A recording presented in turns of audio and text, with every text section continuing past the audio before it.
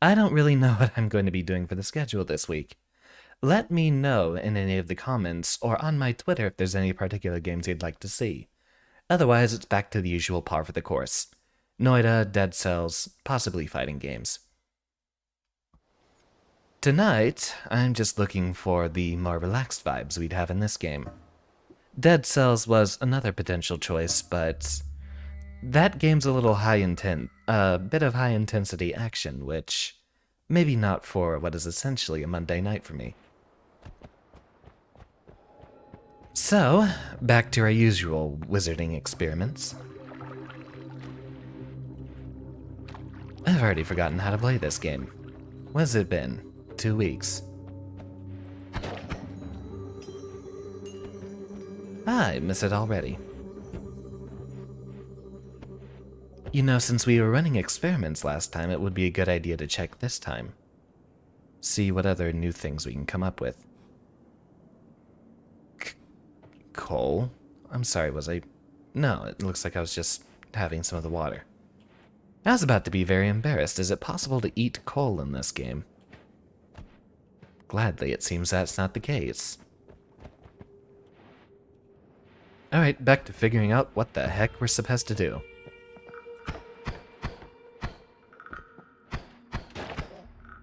Seems I've already forgotten how to aim, so we'll have to grow accustomed to that again. At least they give us a wand that had exceptional damage to provide. Ugh, good, before he let off a shot.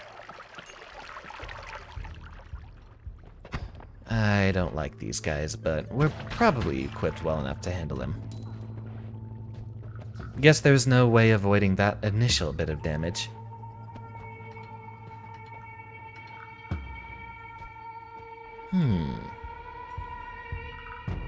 There's usually some sort of a secret underneath here. I can't really tell from this angle. But now that we know about carrying bags with us to go find other substances... Hold on, what's that potion? Swamp potion. Please give us a little bit of a douse. Huh, I don't think I've seen a bridge structure like that before. Oh wow, did it actually manage to get its way over to the giant oil well? Oh well, oil well. Oh, well, speaking of oil, guess that doesn't make much of a difference over here.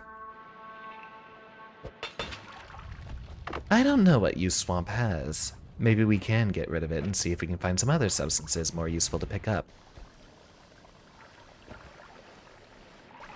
Oh no, oil's just fine. We'll get rid of all this swamp, and probably a bit of oil would help us in catching things on fire.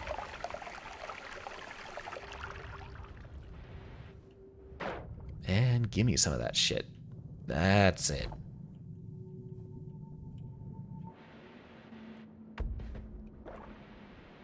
Well, if we need to do any sort of automotive work, we're certainly prepared for it.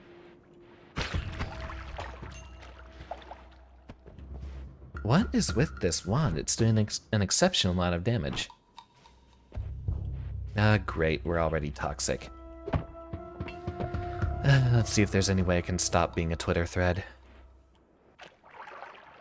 A bit of blood will at least wash us off. Even more toxic now that I think about it. Suppose we have the bloodshed, and that is the end of that. Go on, explode, we're waiting for it. There we go. Should be safe to cross now. Whiskey. That will upset our aiming, and that's a bit less flammable than the oil, so... I'm not sure that part provides any particular benefits to us.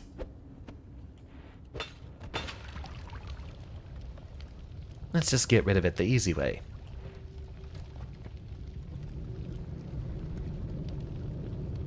Ah, isn't that a nice, good, clean burning whiskey? I tell you what. Let's see, that's back at the entrance. We still have a few more gremlins to take care of over here.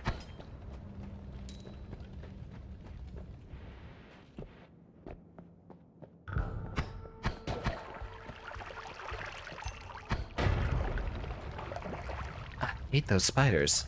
I still don't know exactly how to pronounce their names.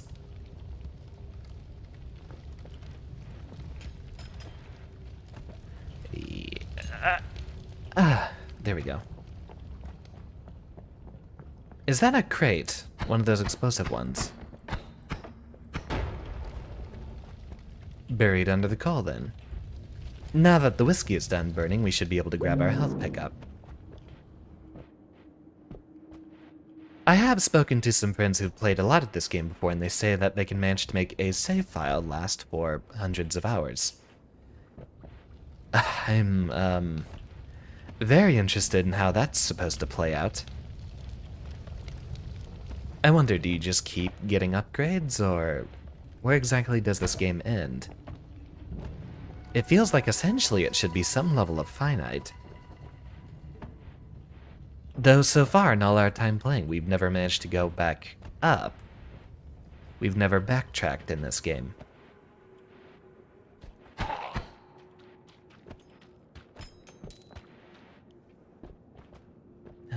Fire. That's not going to get us up there. I suppose once you get past the initial difficulty curve of having very little stuff at the beginning of a roguelike run, it becomes a lot easier to actually grab enough upgrades. An unstable equilibrium. Once you start getting slightly ahead, it's very easy to get very ahead. The better you do, the easier it is to improve in the future. We're off to a wonderful start. Maybe let that guy just burn away his troubles real quick, instead of having a direct confrontation. I'd rather not argue with a hothead right now.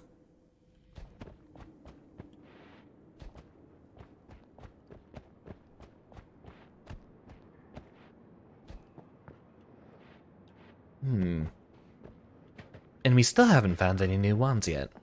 It's looking a little, sparse here. Not much to be found in this cave. I think that guy's done burning. Let's make sure we haven't lost any gold. And it seems that's exactly what's just happened here. Disappointing.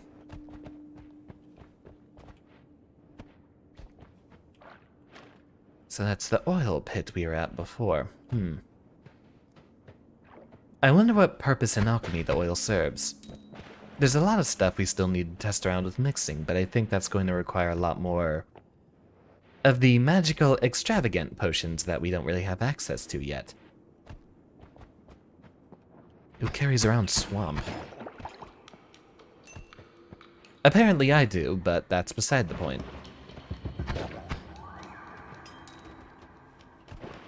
There's a treasure chest in there.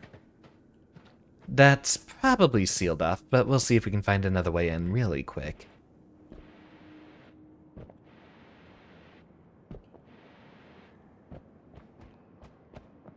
Wow, this entire place is just empty.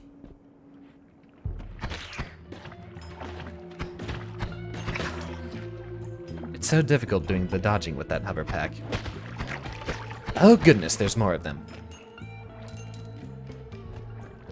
Well, that was easy. I'm already almost dead.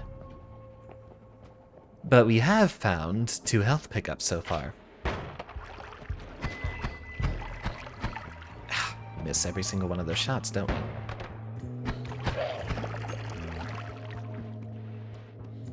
Let's see, $300 is a decent start, but we're not off to doing anything magnificent just yet.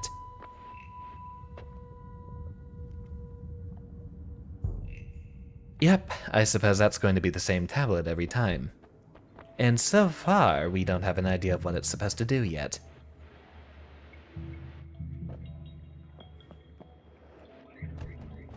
Navigate our way up, around, and into that area and see if we can find anything. We might have to use a bomb, which luckily we started with. Ah, goodness. Oh, good, it's not going to ignite us.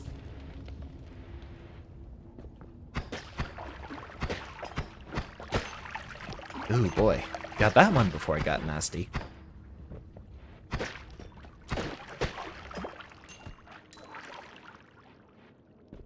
Ah, finally. Seems we're able to find the wands we've been looking for. Is there gold hidden in there? There is. Or there was.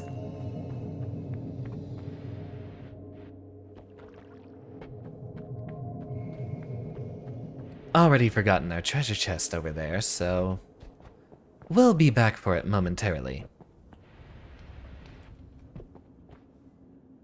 Oh, great, another one of these things. I wonder.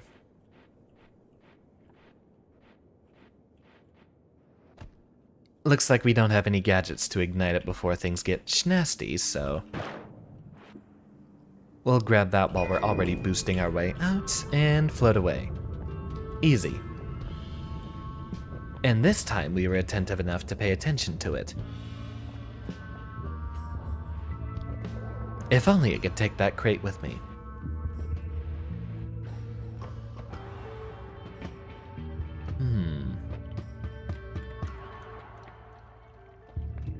Looks like there might be a little tunnel after this. There we go. Ukoskivi. I'm guessing that's a lightning rock. Small rock makes you feel very charged. Knowing how most of these have operated before, that should give us electric emissions while simultaneously rendering ourselves immune to them. Yep, exactly as foretold. Pull that out anytime we're submerged and we should be just fine.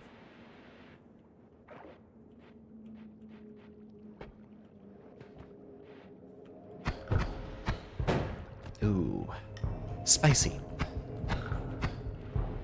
And we're far out of range of damaging him. Attaboy. Oh, what the heck? Ah, more of those gas bags. That shouldn't be too much of an issue. Yeah, come over here, buddy. Wrong button.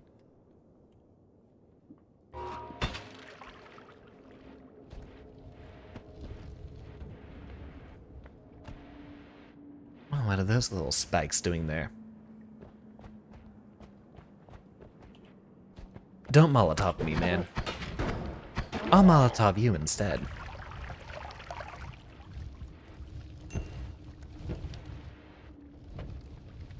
Well, now everything's on fire. Typical Tuesday night over here, then. Oh, he's going to be the death of me, isn't he? Let's, pretend we never saw him. Ah, goodness.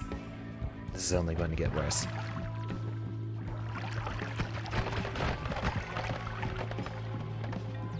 Or it's going to work just perfectly according to plan.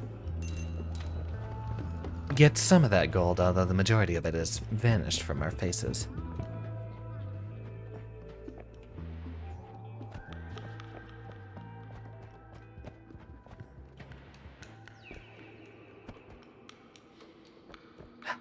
Low health again, so 1 hit point wonder time.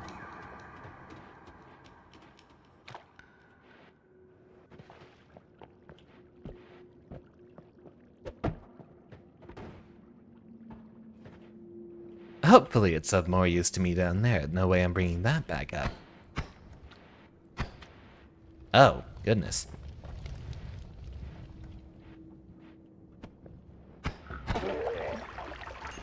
Easy. Absolutely easy. You know, we haven't even checked this wand yet. Bouncing bursts. Ah, 2 at once. Much harder to miss with this one.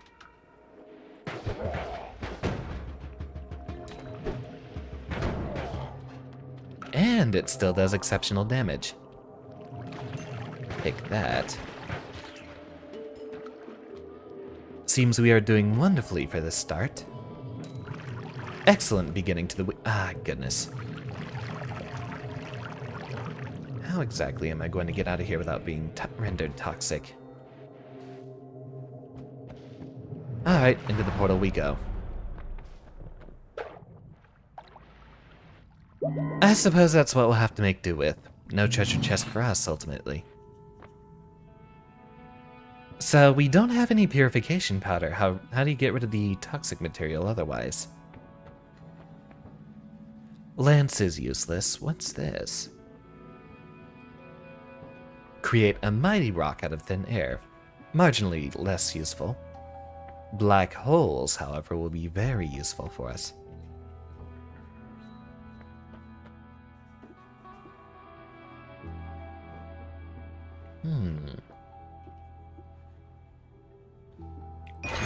Burning black hole is an excellent start. Now we'll carve us a lot of paths that we'll need. And allegedly, that should be able to carve its way through absolutely anything.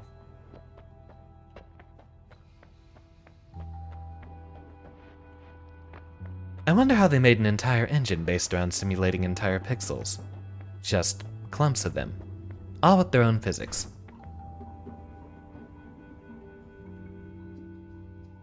This one doesn't have enough mana for it.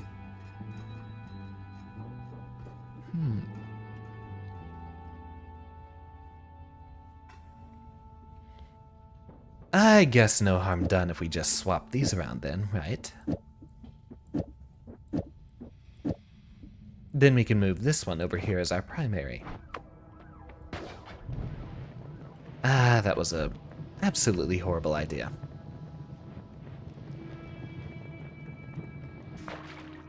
And that's just what happens when we get back in the saddle like that. Alright, bombs, black holes, and fire. Creatures become more friendly towards each other. Every time an enemy near you dies, you release mana recharging liquid, or your movement speed is increased. Option B sounds the most reliable for us.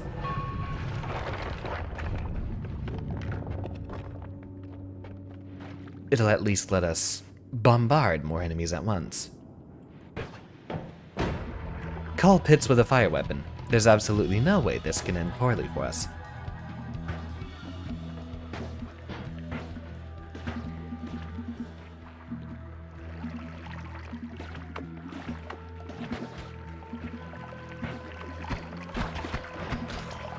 In retrospect, given that's the fact that it's actually a bouncing projectile, that only means bad things for us in the end, doesn't it?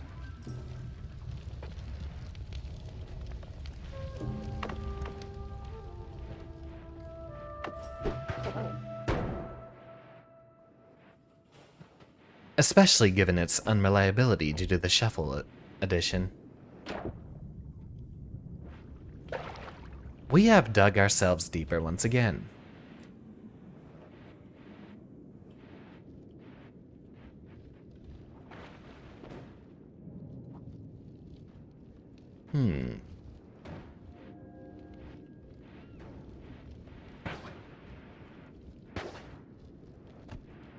Okay, they'll just bounce right back up here. Yeah, it looks like we're absolutely in trouble.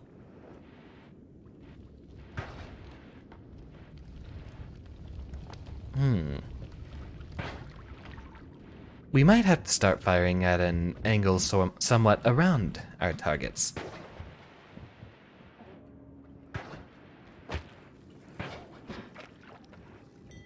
A bit less reliable than I'd like.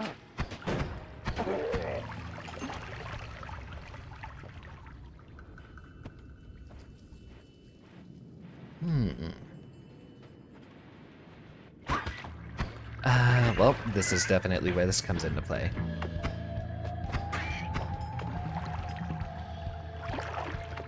And no gold for us there.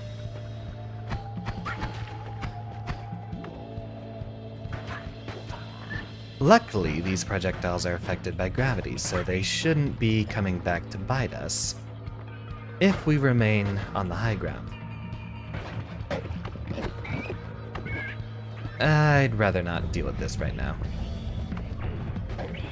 Okay, we've learned something new. Black holes apparently don't hurt things. They're only good for destroying terrain.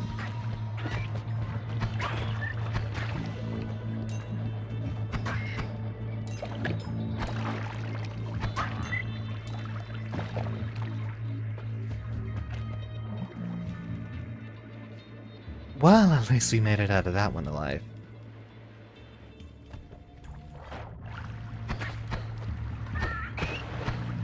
We definitely would not be able to get very far without that extra health pickup.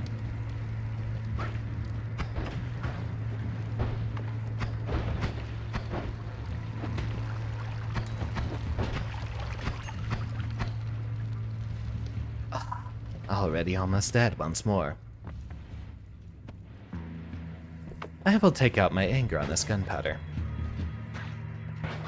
Or, you know, the squid will work fine too. Or that Cthulhu-looking thing. Something mildly Lovecraftian.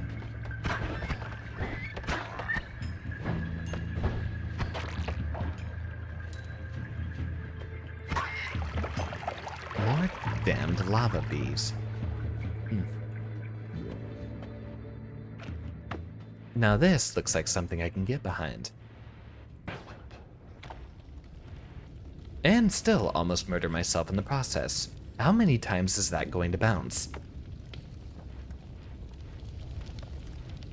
It'll be forever before it loses that momentum.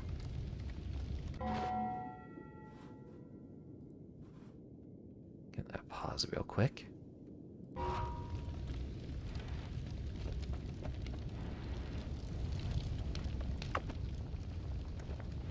Now, it doesn't look like the coal vein is particularly flammable. If the bouncing spheres would allow me to test...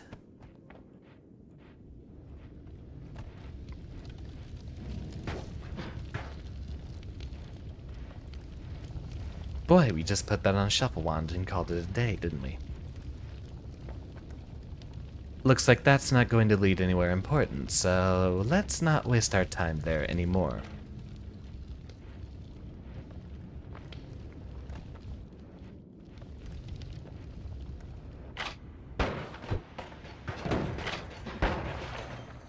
Hopefully we'll get out of this one alive. Why are those bullets so keen on bouncing immediately back to us? Look at that.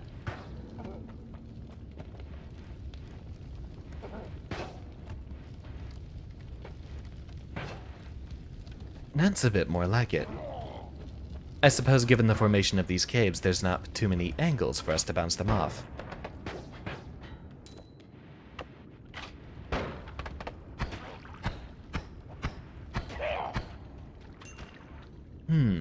In retrospect, that black hole wand fired... No, that only fires one spell at a time. I was worried that might be using double our supply of black holes.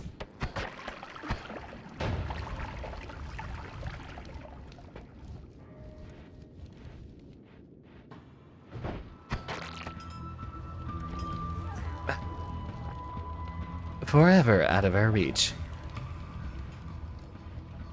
Good metaphor. Chasing that money, but never quite being able to have it.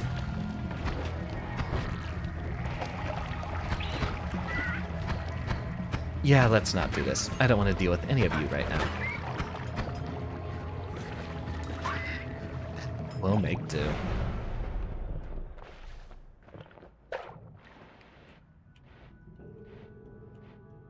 Before we pick those up, spark bolts in a spread.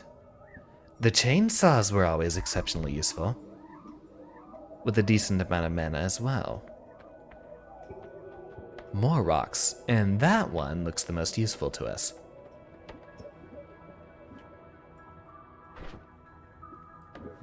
Swap out those.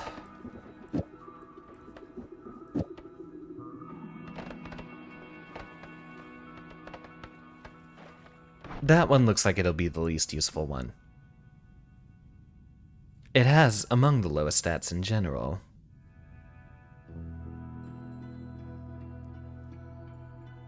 Oh, especially with that spread. Atrocious. Now, this one can't possibly hurt me, not with the fire trail on a projectile that doesn't bounce back.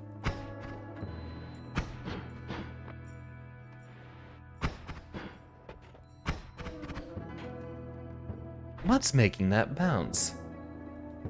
Oh, it's a spark bolt with a trigger, so it's going to fire multiple projectiles once it lands. Let's be a bit more cautious about that fire now.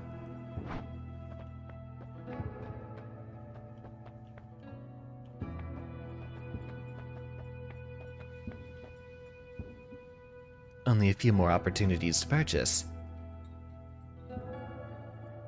4 spells per cast.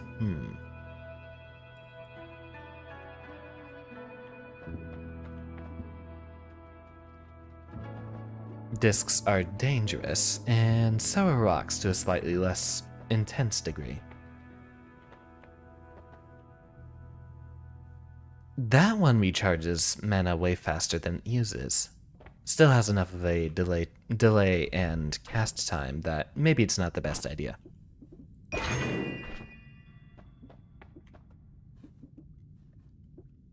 So, what can we do with this one?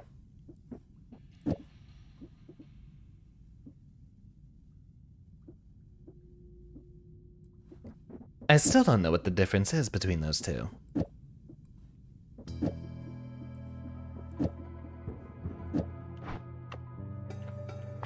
Make sure we're properly wet before we begin.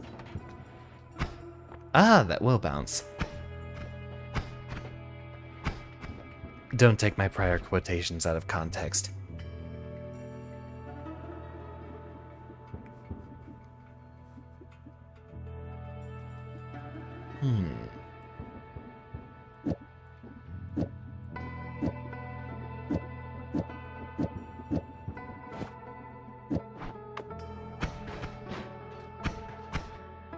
Well, that one works excellently.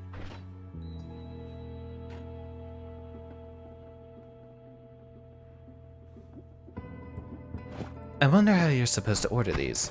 See if that does anything different. Doesn't look like it.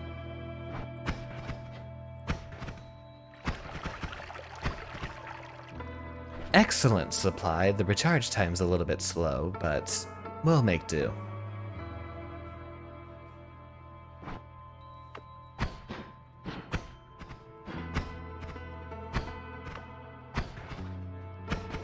I think that one might be a bit more functional of a weapon for us. We'll swap this over here and put the black holes in the back.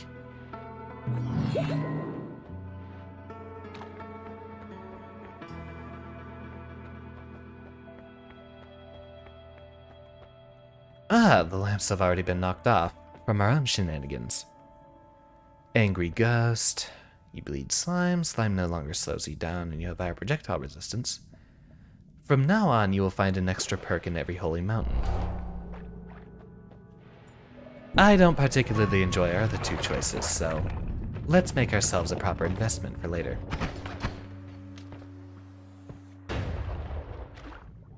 That is something we very much want to avoid.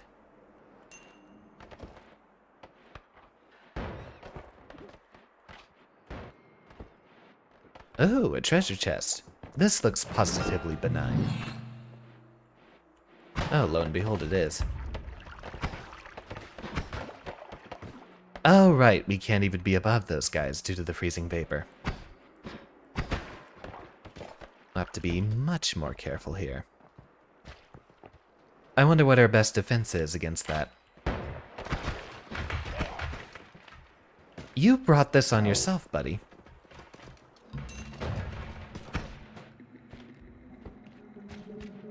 Now, I just need to stay out of range of the sniper. Because this is where things become very difficult for us.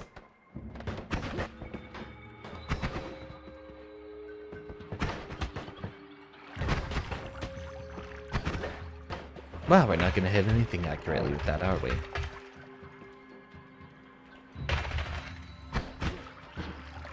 That one, however, functions way better for us. Excellent. Oh, hi, Sunbro. Welcome. Seems I've not noticed your message for a few minutes. No worries about arriving late. We started late as well. I really don't know how to handle things this week.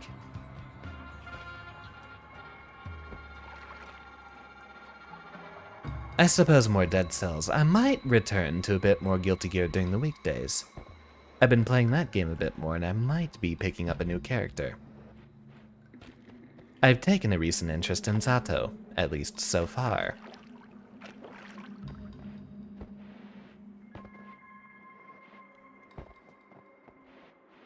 Of course, most of that was due to trying to lab him on the prior streams. Ah, lava potion.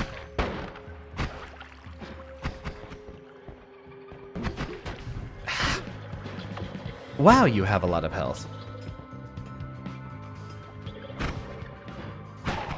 This game's going to get much harder than we are going to be able to catch up with it.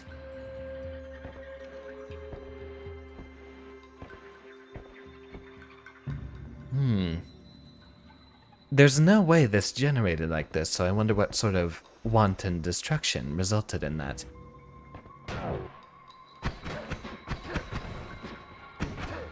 Zato definitely seems fun.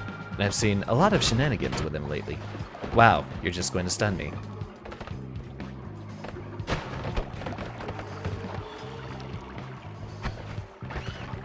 Well, there goes half of our health right there.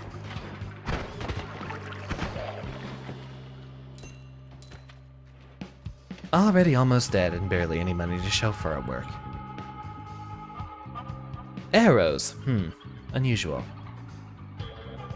Hello, Kayla. Welcome to the stream. Glad to see you arrive.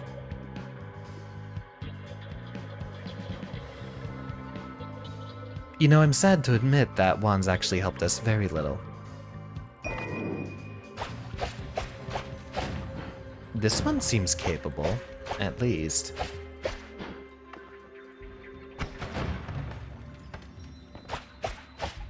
You're going to... yeah, he emits projectiles every time we attack him. So you might want to do single powerful shots against him.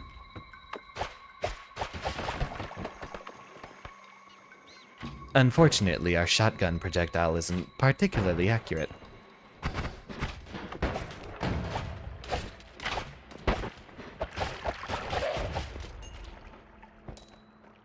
Okay, an excellent fire rate, so maybe if we had something better than a simple arrow projectile, we'd fare a lot better.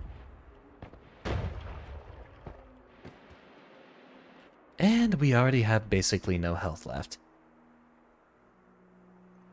Only one direction to go, and that's forward.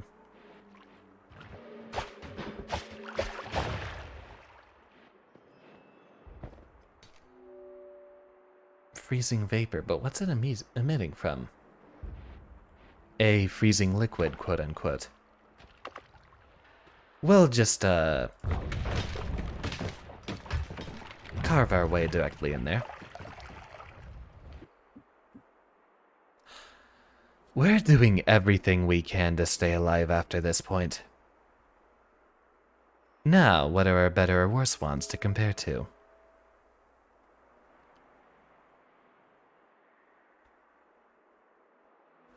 I wonder what a negative spread would imply. A net increase in accuracy, maybe?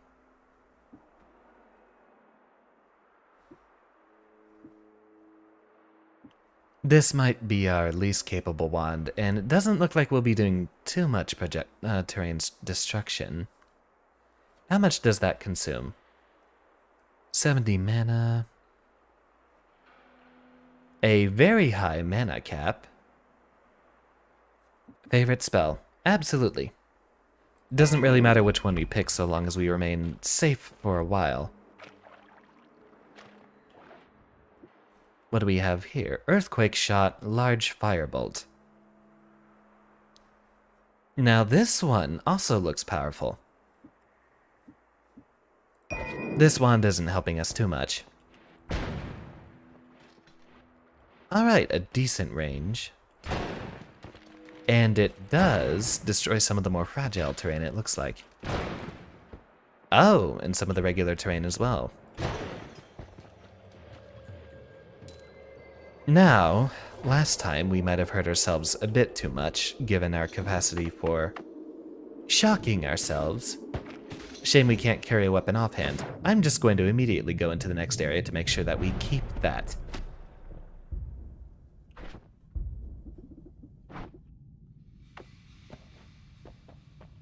get the health, and then we can have a moment to rest and experiment. And not nearly enough money to pay for anything in here. Looks like we'll be very, very behind.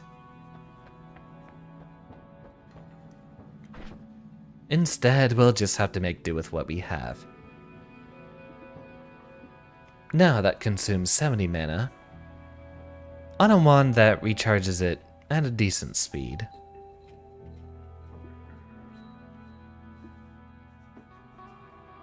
Bit of a better charged speed there, and we're going to need fewer spell casts. Let's see.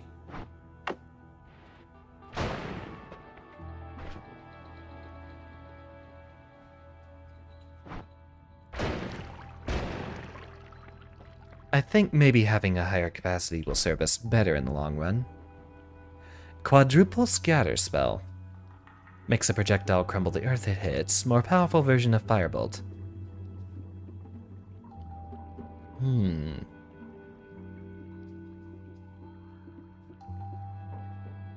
Spread plus 10 degrees.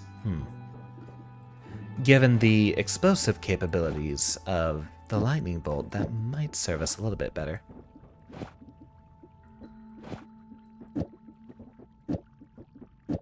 Let's give that a try with just those.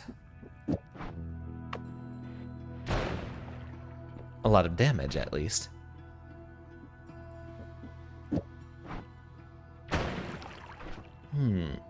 No shuffle. I wonder if the two adjacent double scatter spells means it fires 4 at once. Not with that recharge speed. I think we'll want to spend as many lightning bolts at a time as we can. Now this one looks a lot more capable.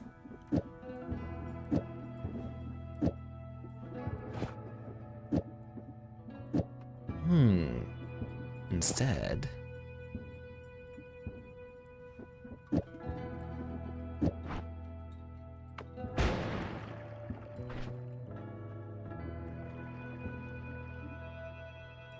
it gives it a very high spread deviancy. Maybe not there. This one actually looks like it could be fun if we just throw in whatever manner of spells we want.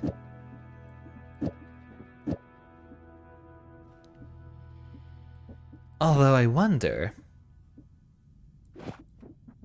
I'd rather have the immediate damage of the spark bolt with... I'd rather have the immediate distance that the lightning bolt travels. But maybe... That's a wonderful idea.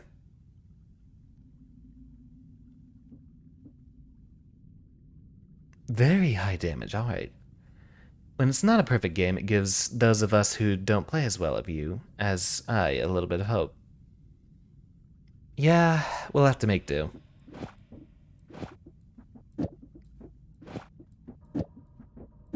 Not every game I play can be flawless. Unfortunately, no matter how close I might try to get.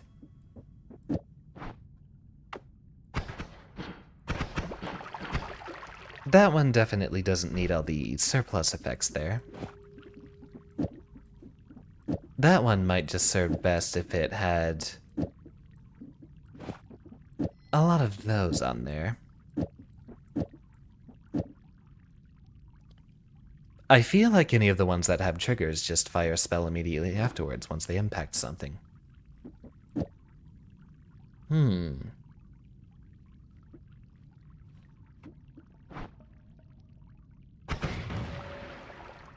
Well, that's going to hurt whatever it hits.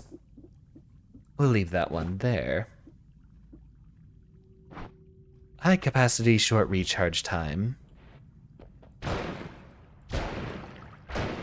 I think that one might serve very well as just our main weapon. Last wand. Oh, there's not too much we can put here, is there? We're left with only modifiers after this point.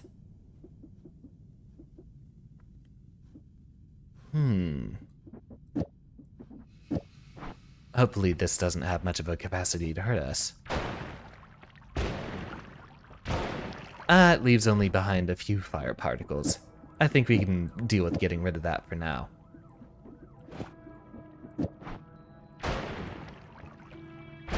I think the very small deviancy there might just make that a better weapon overall.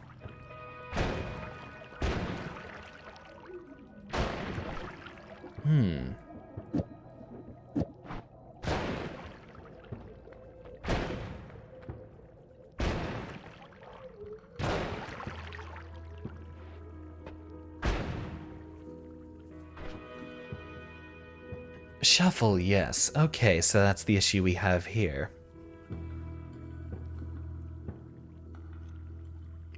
Very small delay in recharge time, but it does recharge very slowly eventually.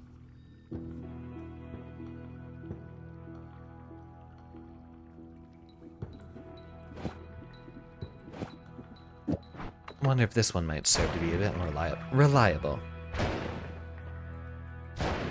Looks like it, at the expense of a slightly slower cast, but we'll always be firing 2 lightning bolts with that one.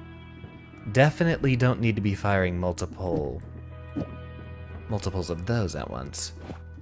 Rearrange that, and I think we're good to go. We're not going to be concerned with the spitter bolt.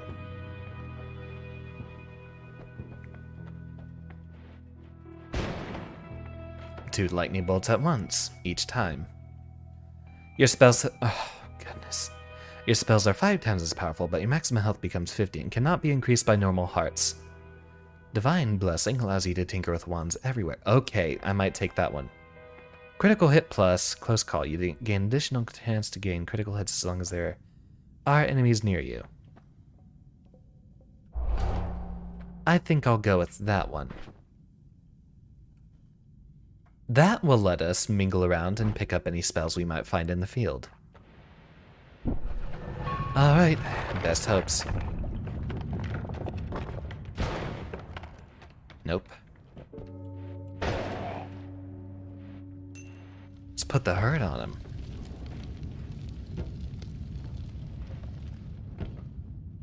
Now, as I told you during our Oblivion playthrough, I'm a mad scientist. I need to have every opportunity to fire lightning bolts as possible. That is among many of the capabilities of the mad scientist, but let's be honest. The most dramatic thing would be using lightning. Although we have definitely seen mad scientists invent weapons of all different sorts. But you've never heard of someone powering up a Frankenstein with fire or ice now, have you?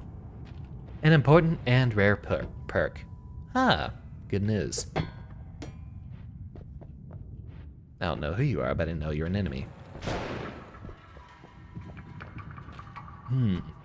Wonder where the fire is coming from.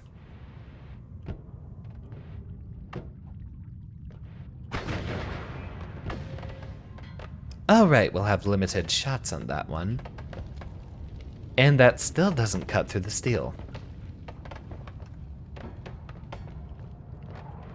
We'll have to be very careful in here.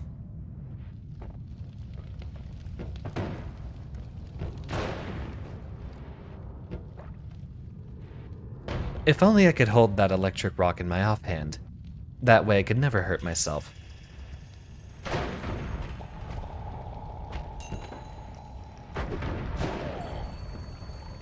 Explosive, too. And it deals so much damage. Uh-oh.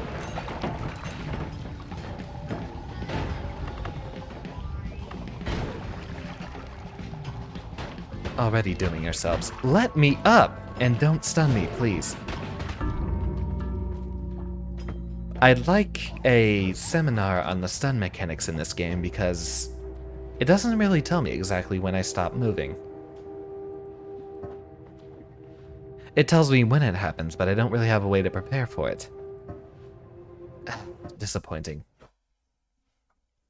I suppose that's what we get. We were very eager to chase after that gold, but we didn't have the patience for it. Especially while we're so far behind.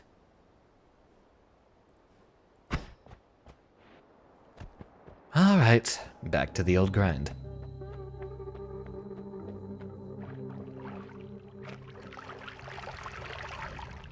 That was probably our best run so far, though. An excellent start to this evening.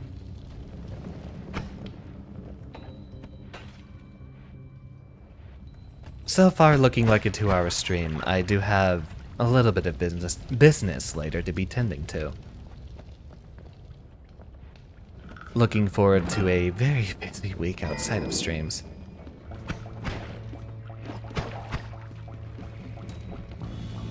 But the good news is, productivity breeds productivity. I've always found myself able to get a lot more accomplished when I'm already having a lot of work done. Usually on some of my lazy, relaxing weeks, I get absolutely nothing done at all, even with all the extra time. How about yourself?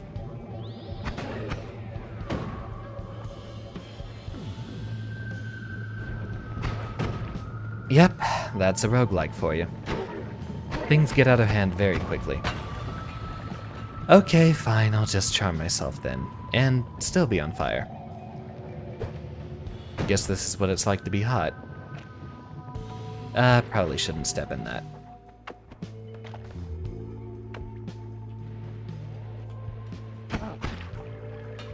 Uh-oh.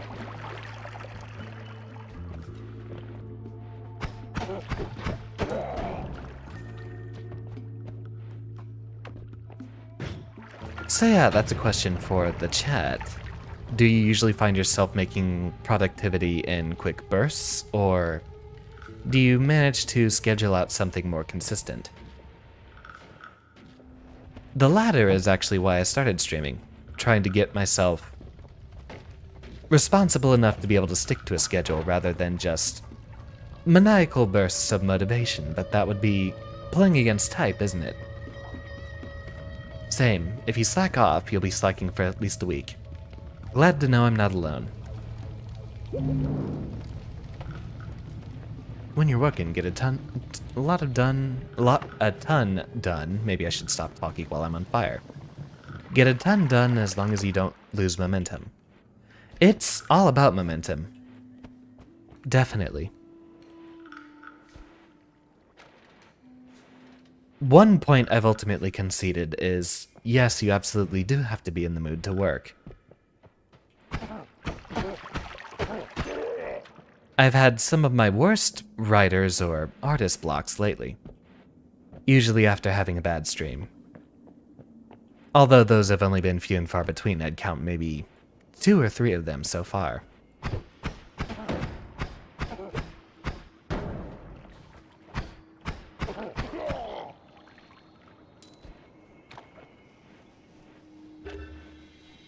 So, let me know, are there any specific games you'd like to be seeing this week? It's a very open schedule given that Psychonauts 2 is done with.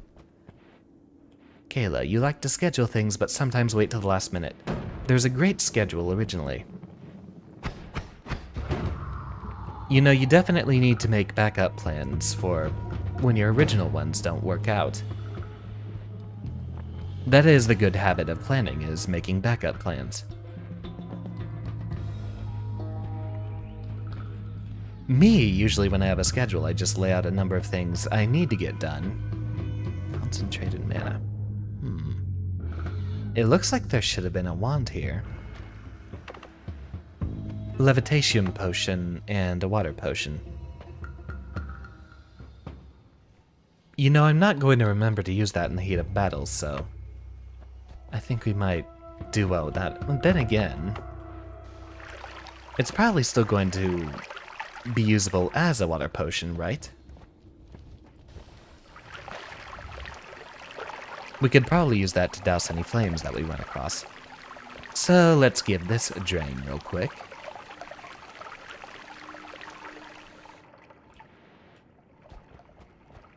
And pick ourselves up some of that magical glowy stuff.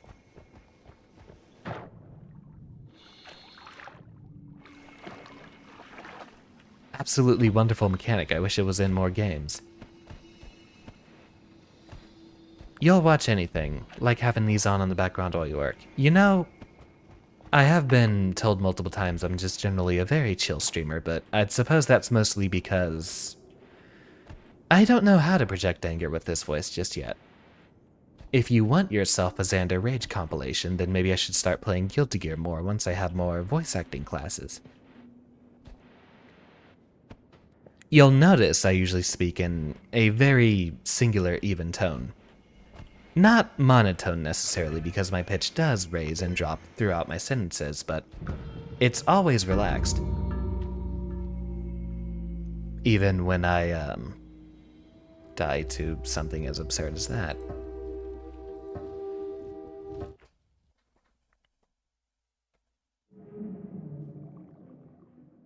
Let's be honest, that run wasn't going very well in the first place.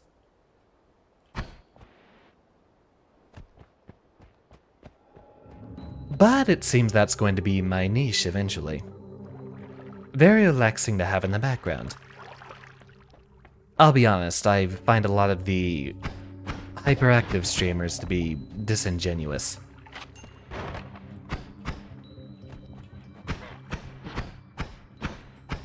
I try my best to avoid the whole culture around the whole super surprised face in the thumbnail and then overreacting to everything. Of course, that could be my lack of understanding, as by nature I'm quite the relaxed person.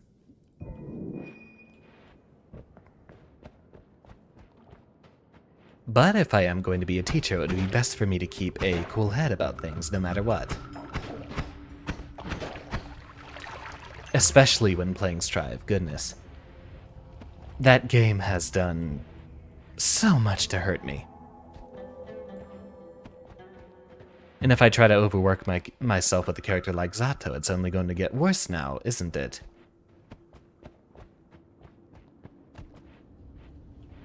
Hover a little way up and over here. Shoot those.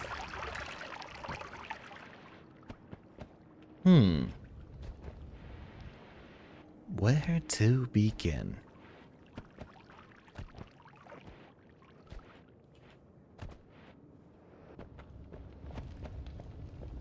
Also, I have come to a decision over the weekend.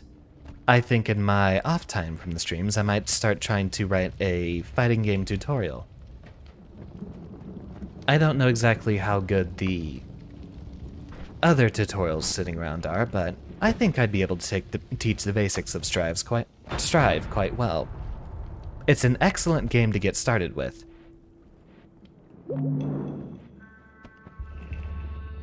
Seems to be a good standard for the way that fighting games are going nowadays. Seems a lot of them are more oriented towards neutral into maybe 2 or 3 combos for a kill.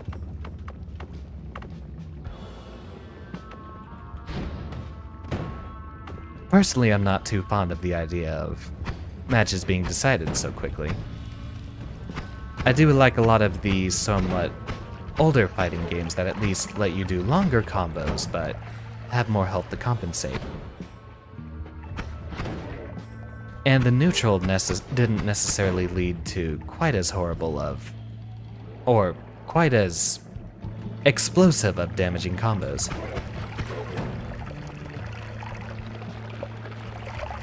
Seems some of the older games I've played, at least with, say, Accent Core for example, a lot of the big combos you get are mostly off of very large punishes. Granted, you'll still have those in Strive, but it certainly seems like just the regular neutral starts a lot of longer combos. Especially with the way Roman cancels and wall breaks are handled in Strive, well, any stray hit when you have 50 meter can lead you into getting a wall break and more meter to follow. Strive's matches explode very, very quickly, and they last about maybe half as long as I'd like them to.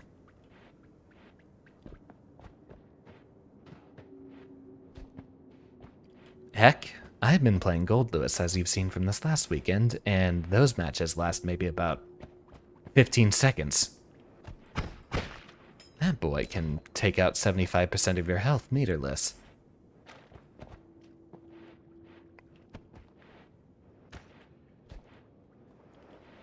I did show off a little bit of Accent Core earlier.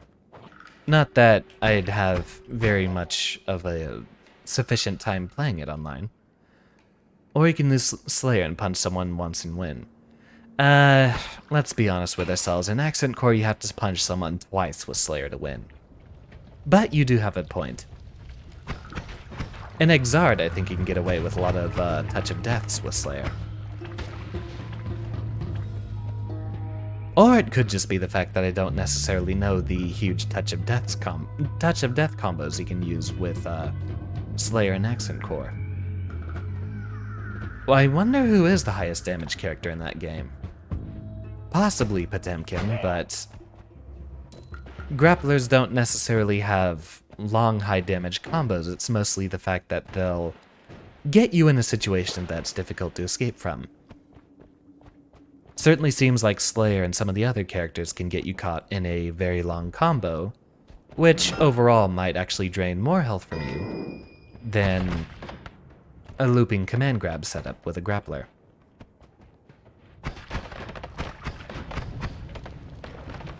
Please explain to me how that works. How does that ignite everything in the area once you hit him?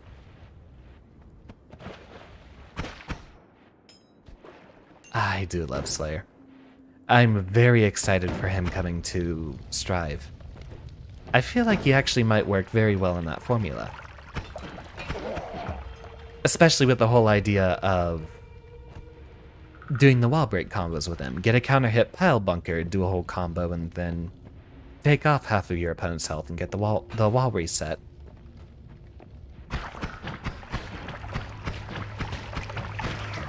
I feel like he might have some of the most consistently capable use of meter. At least off of the Roman cancels, now that we have the slowdown, should be able to help his approach game. After you get reset back to neutral, I feel like he'd have a potentially ugly mix-up game with those dashes.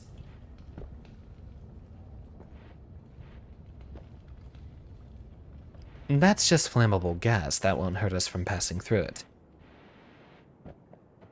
We are, however, now left with 1 HP, so I think we'll just make a beeline towards Holy Mountain. Try to avoid as much combat as we can on the way there. Oh, there's a bit of health at least. And some gold to help us along the way.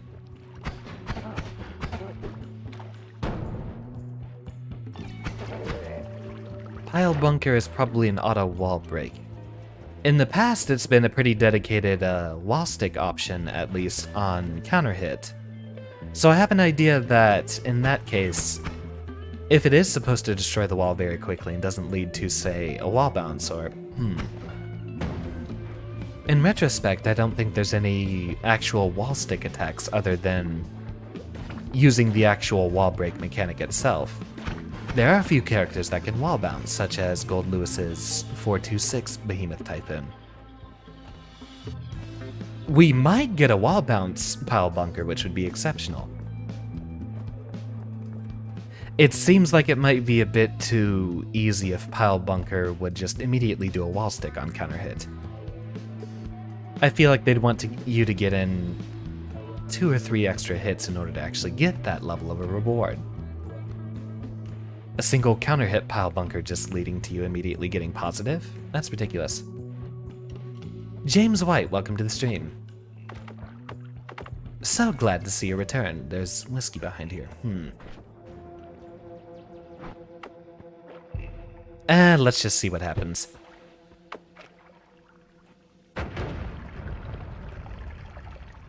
Lots of fire. It's a very beautiful sight, isn't it?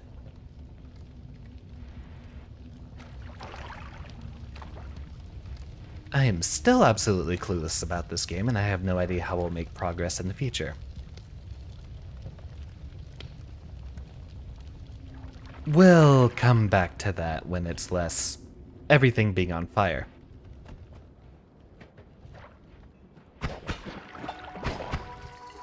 At least those guys are easy to dispatch. And in retrospect, so are those guys. Get away from me, gas bag. Toxic fluid spewing out of him, so we'll avoid that for now. We can't take a single HP worth of damage. Boy, it's all on fire, isn't it?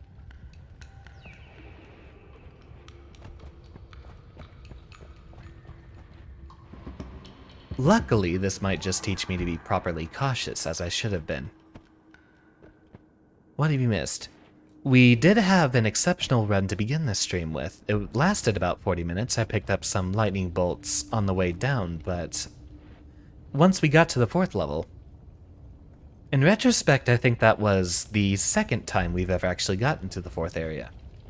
The whole icy metallic sort of fortress place. Given my unfamiliarity with that place, I died rather quickly.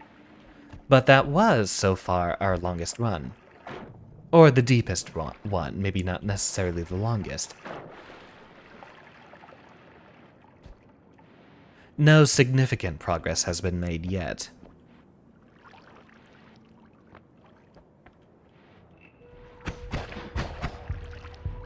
Right now, we're trying our best not to die. Ooh, was that another health pickup? It's a roguelike. You don't get anywhere unless you take risks. Oh, you're behind a wall. And it still works.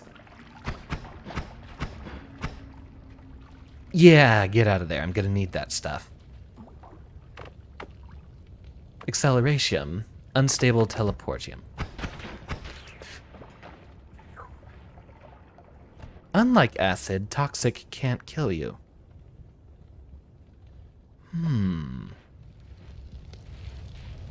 You know, that is a very handy bit of advice, but there is fire down there.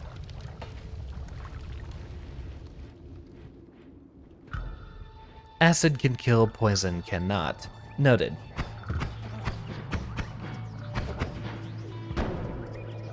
And fire most definitely can.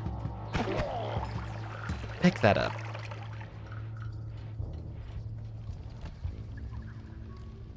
How are bits and pieces here still on fire? Let's not forget what's going on there, but we might have to find another route for now.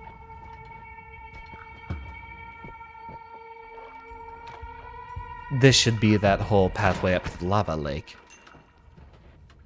Yep, I recognize that slope anywhere.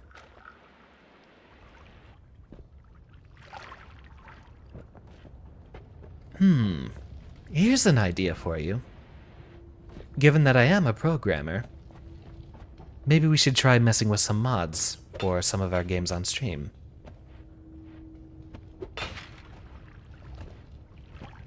I wonder exactly what we could do with Noita here. Sheesh.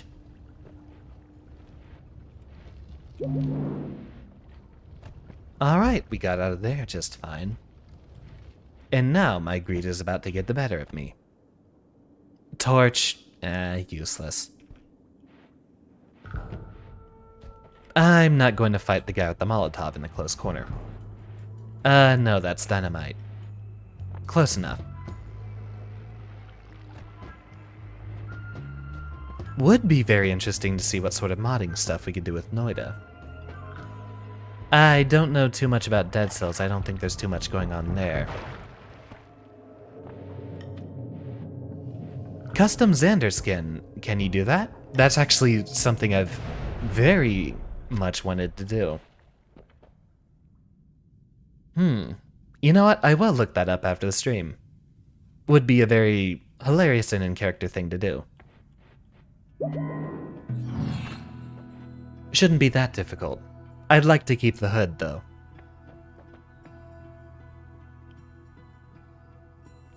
Now, what's our selection this time? Rocks, eggs, drills. That one might be the only useful option here. Also, one of only two we can afford.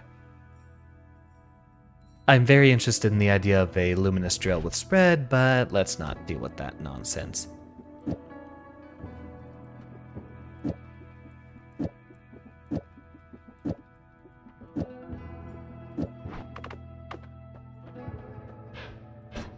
Oh, that one can actually last for a little bit. I can implement custom skins. Alright, noted. Let's see. I suppose that'll be a better idea for now. I wonder, can we lance through this? We can. Maybe if we came back with a chainsaw later. Just how far can we go? Tons of mods for this game, from skins to new items or spells or to enemies and bosses. You know, I think that's an excellent idea for some little unique twist on this channel. Now, exactly how rough would it be to create a custom Xander skin for Dead Cells? I know the animation in that game is rotoscoped, but I don't know. You have anchored the gods. Oh, right.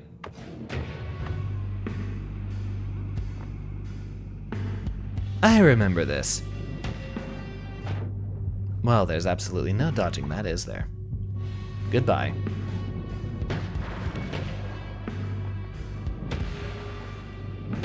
I'll just rage field levitation.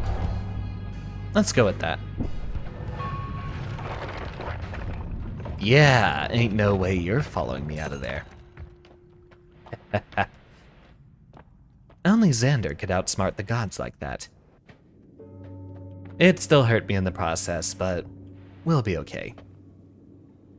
Custom enemies and bosses,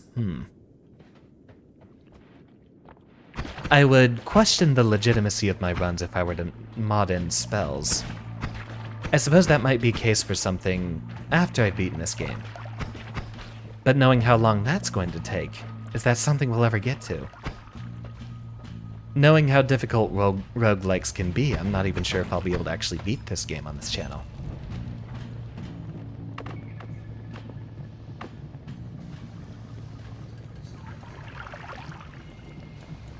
I'm not getting any less on fire.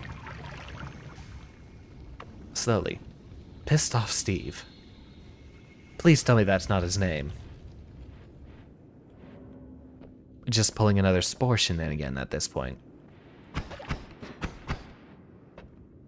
Well, we already know we have to get out of here as quickly as possible.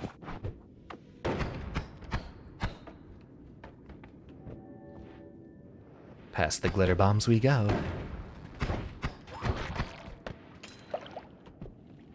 Too much fooling around. Absolutely my fault. So I guess we're not allowed to go through digging through Holy Mountain then. But now that I think about it, that does give us an opportunity to destroy him afterwards. That might be a clever way for us to... Getting caught on those tiny pixels is going to do so much trouble for us. Wonder if that's a viable way to farm gold. Get a little bit of terrain carved out of the Holy Mountain, and from there... You're on fire again. Well, not anymore, as you can clearly see.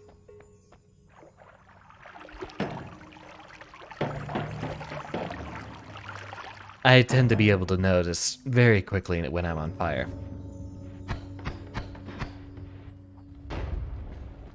The air feels light. That might do us a little bit better on levitation. I wonder if you cut the holy stone towards the end of that dungeon. Weather. Interesting.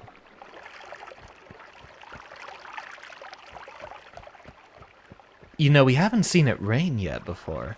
At least I don't think so. Wonder if that means anything for us.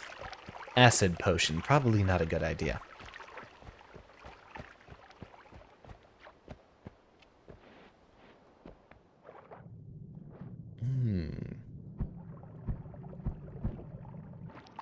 I don't think that goes anywhere useful for us.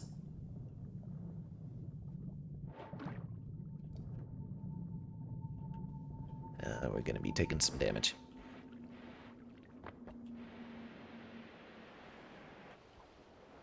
I wonder what the weather signifies. This is such a bizarre game, it doesn't tell you anything about it. I suppose that's good, but for a game with so many underlying mechanics, seems a little obtuse. What happens if we just let this water fill? It's not going to rain forever now, is it? But that's quite the torrential downpour if it's already filling up the caves.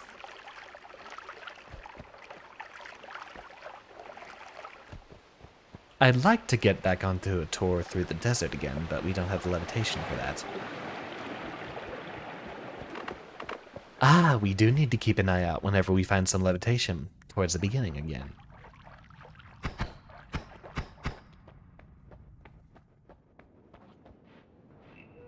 I keep getting sidetracked. What was going on? Ah, right. There's so much to discover about this game, but I don't know if I'm going in the completely wrong direction in some cases. I like the idea of it not telling you how to do anything with the wand, so that you have an opportunity to experiment with the magic. Aside from that, though, I'd prefer to at least have a little bit of knowledge of what my goals are supposed to be here. Possible flooding in the tunnels. Overworld partially flooded from the rain before. Overworld, you say that as if there might be an opportunity for us to get back here. That is probably my primary concern. Is it possible for us to revisit old levels?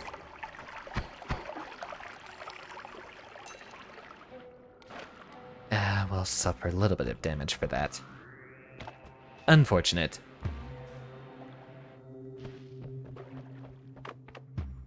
Worm pheromone, that's probably not useful for us at all now, is it? Let's get rid of it then. Worm pheromone. What worms?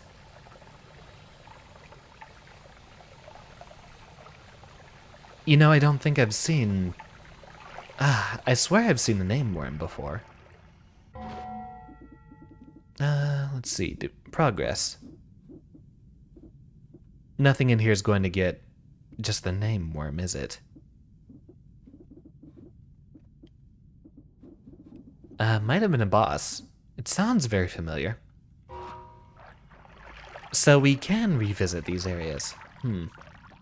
At least that's what I assume the question you were just answering is. Ah, you're still flooding.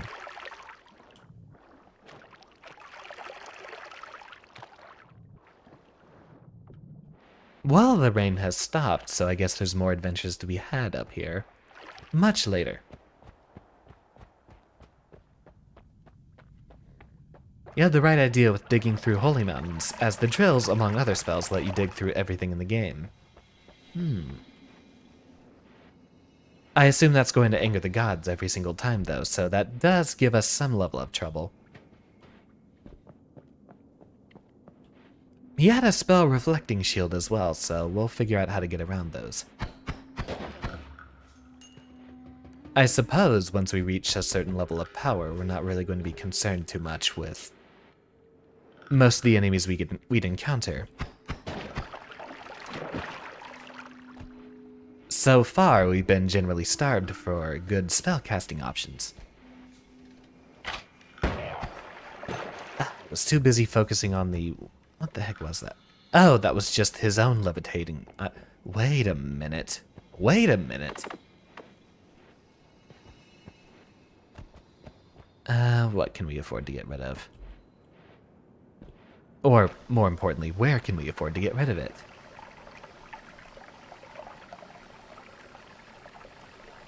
This does not imply anything. The action of me sitting here casually dumping a lot of water into this cave does not mean anything of significance whatsoever. Ah, we're done. So, worm pheromone up there. Wonder where the levitation came from. You'll learn to bop Steve pretty fast, I'm sure.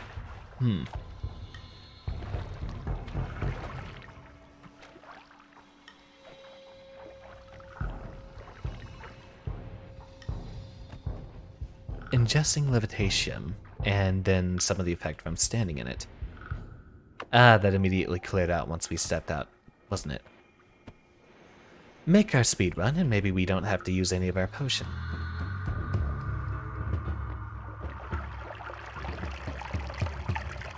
Ah, it looks like we'll run out just in time. Disappointing. What was it? Right click to drink, 20% full.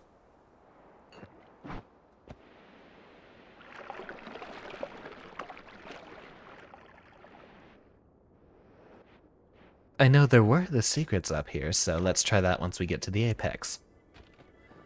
Before it runs out. I think there was a secret in there, right? On the platform. I mean, I see the floating orb. Seems there's nothing on the shrine itself. Dynamite. It's a start. Let's not get too hasty with carving our way down there. We definitely don't want to fall off. Like... Alright, maybe not down from that side.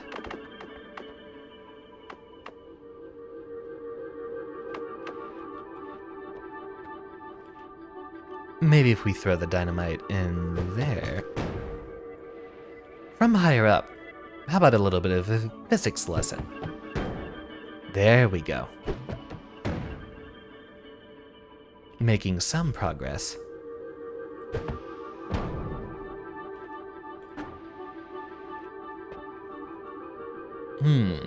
We'll need just the right distance to blow that up before we get in there. Too short. Maybe from back here with a good old trick shot. Almost. Aim up a little bit more. There we go, I think we have a way in. Please tell me his name isn't Steve. Orb. Rewarded with additional health. A familiar orb of true knowledge. And then another one of these funky tablets. Now, again, I don't think we have any fall damage, but it wouldn't hurt just to be safe. Sometimes you fall down just to check if gravity is still working. Welcome to the stream, Sushi Fairy. I'm glad to see you. Suppose I should have started a bit later if everyone's arriving now.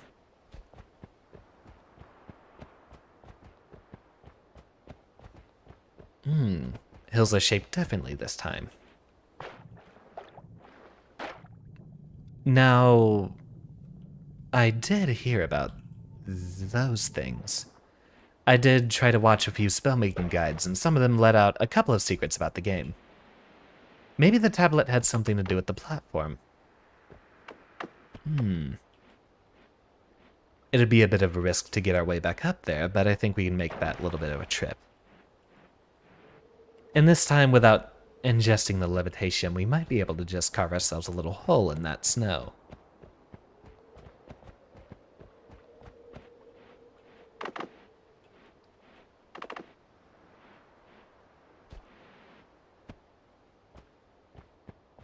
Get our way up there.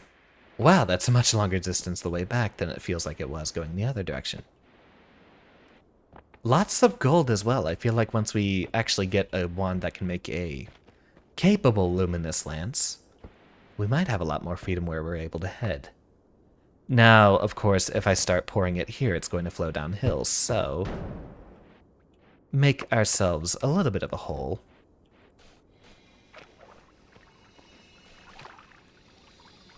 Just barely enough to boost us up there. Ooh, almost. See if we can stand in that for a little bit longer. We're gonna need more, aren't we?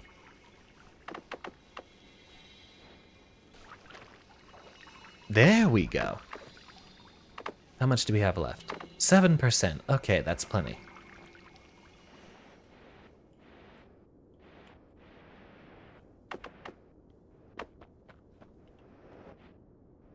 I brought you your tablet.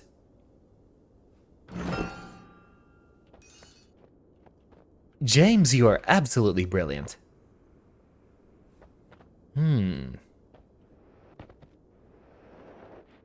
Finished your last class, previous class made me late for this important class. I hope this doesn't count against my attendance record. I might go ahead and play up the whole teacher bit, but I'm not going to be giving out formal grades or conducting attendance here. It's mostly for the aesthetics, but I do like to have opportunities where I can teach the class a little bit.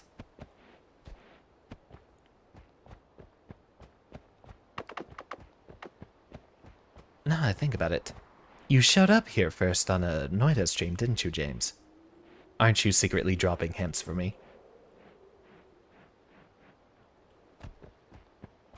As for the whole teacher bit, I might start doing formal lessons on fighting games soon in the future, and maybe some others, small games here and there. It depends on what I know that I can teach. Well, this is different this time around. Yeah, I'd prefer you to spend your evenings however you prefer. I'm not going to count it against anyone if they decide to skip out on certain streams. Uh-oh. Well, the hills are certainly a lot more violent the second time around.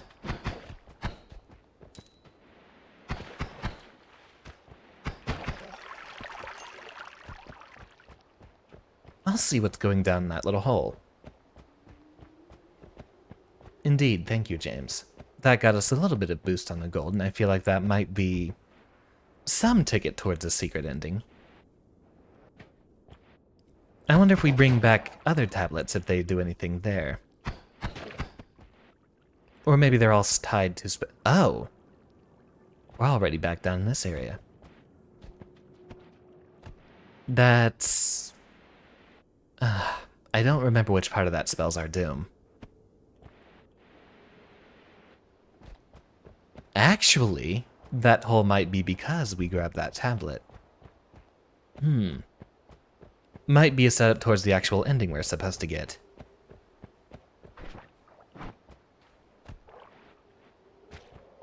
I'll be a little bit more curious towards that in a second.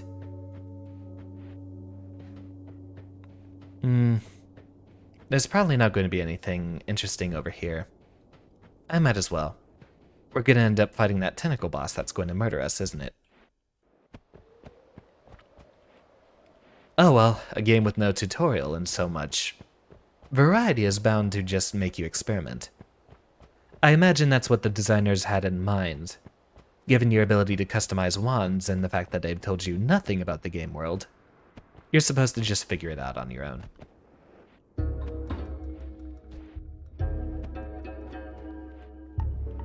Alright, I'm ready to die.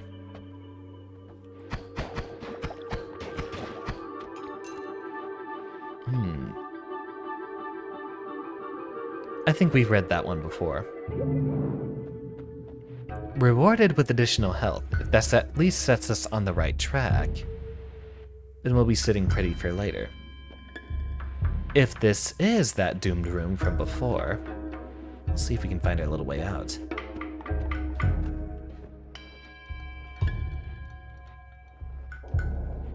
There's another quake.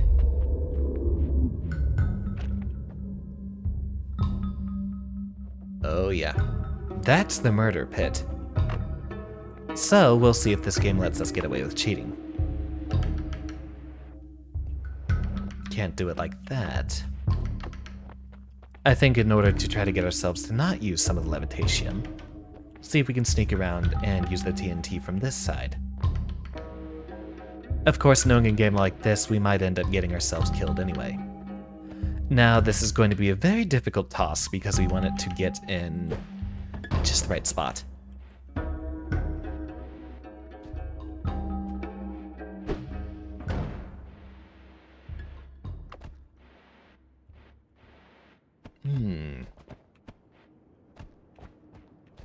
Just barely. Uh-oh. Still can't get through there, can we?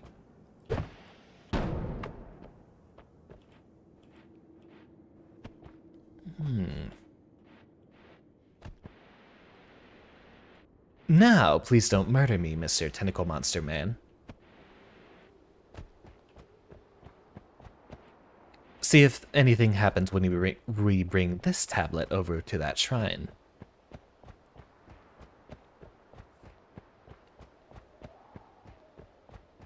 This at least gives us a somewhat better start with giving us more. Oh wait, no, this is the same lake from before. Now, regarding those things, I did end up reading something about a key on the spellmaking guide, so high success indeed. I'm proud of it. I have a feeling that will come back to bite us later. Or maybe we're lucky and just that bridge over there is an encounter zone that we've managed to avoid. Once we pick up more stuff to carve through terrain, I suppose more things open up for us. Would be very wonderful to just go on a digging spree instead.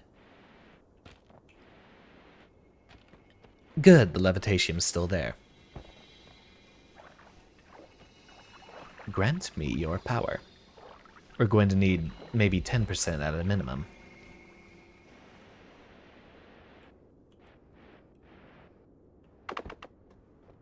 Alley-oop.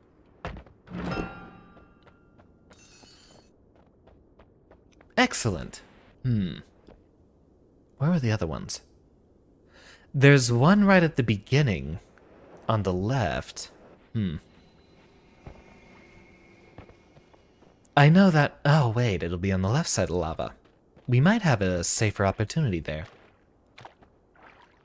Although we are now on low health, so we'll have to be very, very careful. Levitation, acid. Wonder what we use the acid for. Hopefully that eats through steel.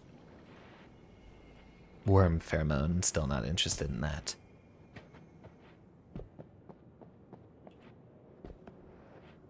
Now I wonder if we only have to work with those tablets once, or if we have to do that every single time. I suppose that's less of a concern once we have ourselves as a much more capable little spellcaster.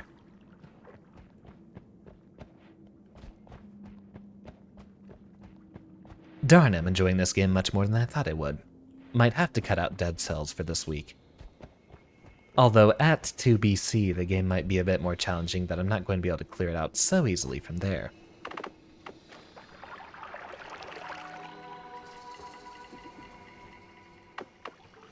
That gave us a little bit.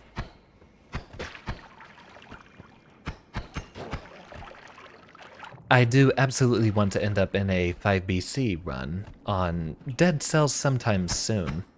Or, you know, just sometime on this channel. That might be better saved for when there's more people watching. A good demonstration of my abilities. Now, if we stick towards the right side, we should find that lava and the other tablet that was there.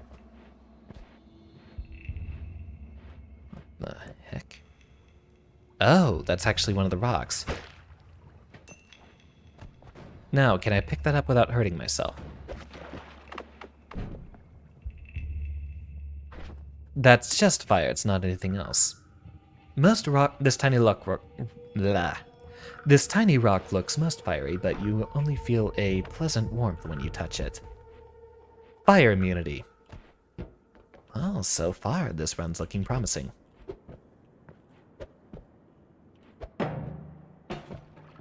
Uh-oh. That's going to have very explosive results in a moment. Take a drink and watch the action.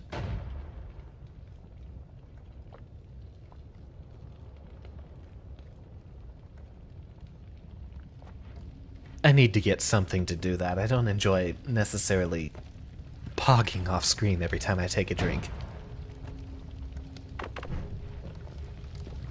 Yeah, that's what I'm talking about. Oh, right, we probably could have stood in that. But I'm not going to take the opportunity right now to discover if explosions just count as fire damage here.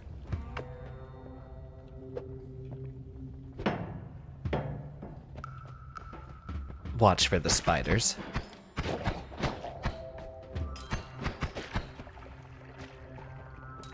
You know, I wonder if these names have some sort of translation to them, or if they just came up with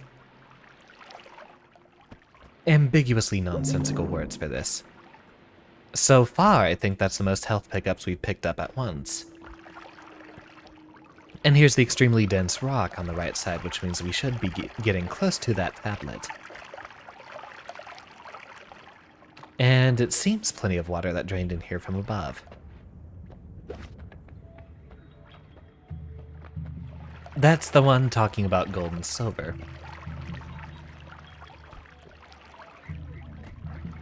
Now this is what I'm talking about. A chance to make some real progress without necessarily diving into danger.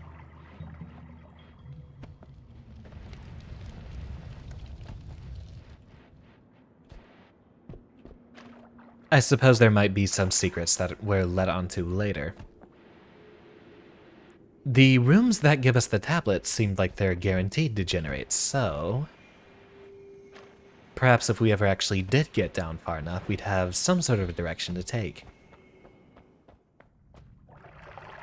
Oh, right.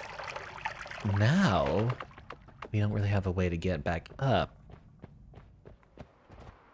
Let's see if this'll work.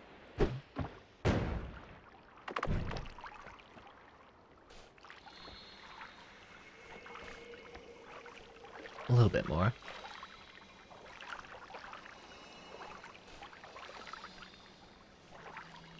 We probably don't need very much. That'll do excellently. Alright, looks like we might only need about 5 or 6% in order to get our way back up here. Try this one more time. 8% should suffice. Uh-oh. Okay, good. I bring you more sacred foreign knowledge. Okay. I suppose it was only going to end poorly at some point.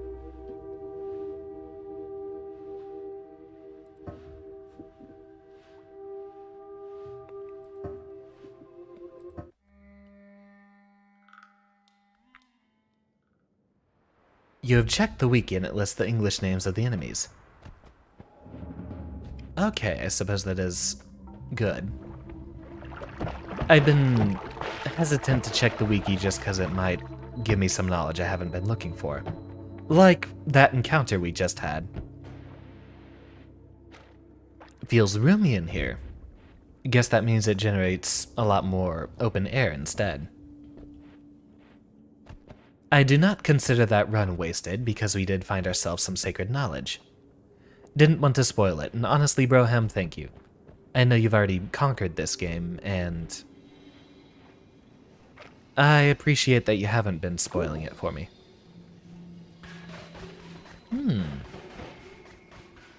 Maybe polymorphing has more options for us than we originally thought. I thought it would have just turned us into some of the more useless creatures.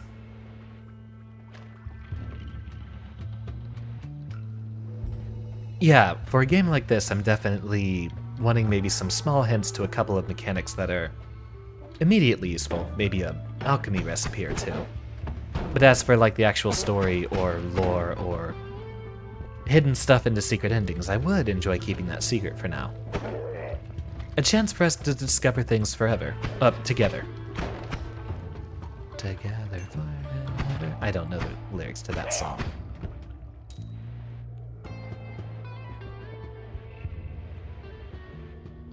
After more voice lessons, it will be time for karaoke night eventually.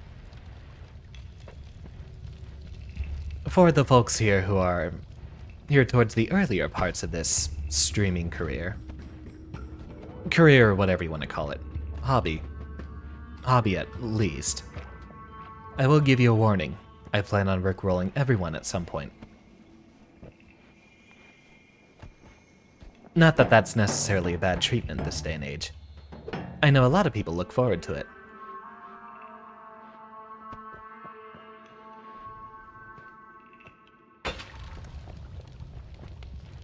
Ah, unscathed. So, it seems looking for 2 rewards doesn't do anything bad for us.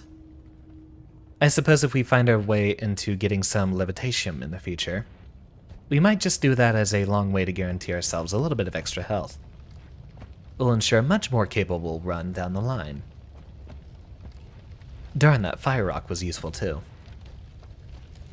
I wonder if those are just bonus items or if they have any sort of special story use. Open speculation again, I don't want any spoilers.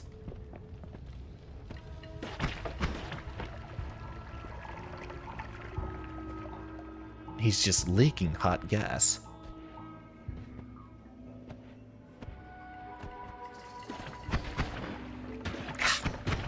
I hate you. I hate you. I hate you.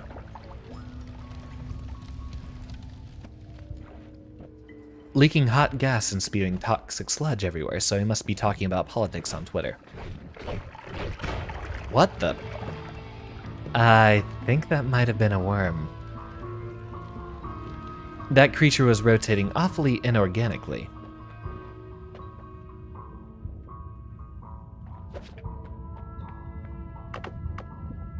Pheromone potion.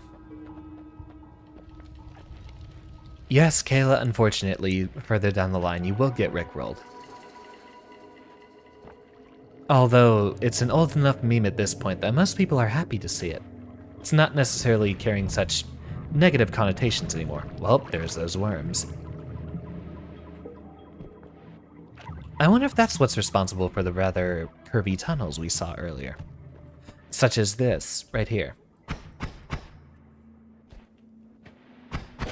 Well, I guess that's what that worm pheromone would have been useful for.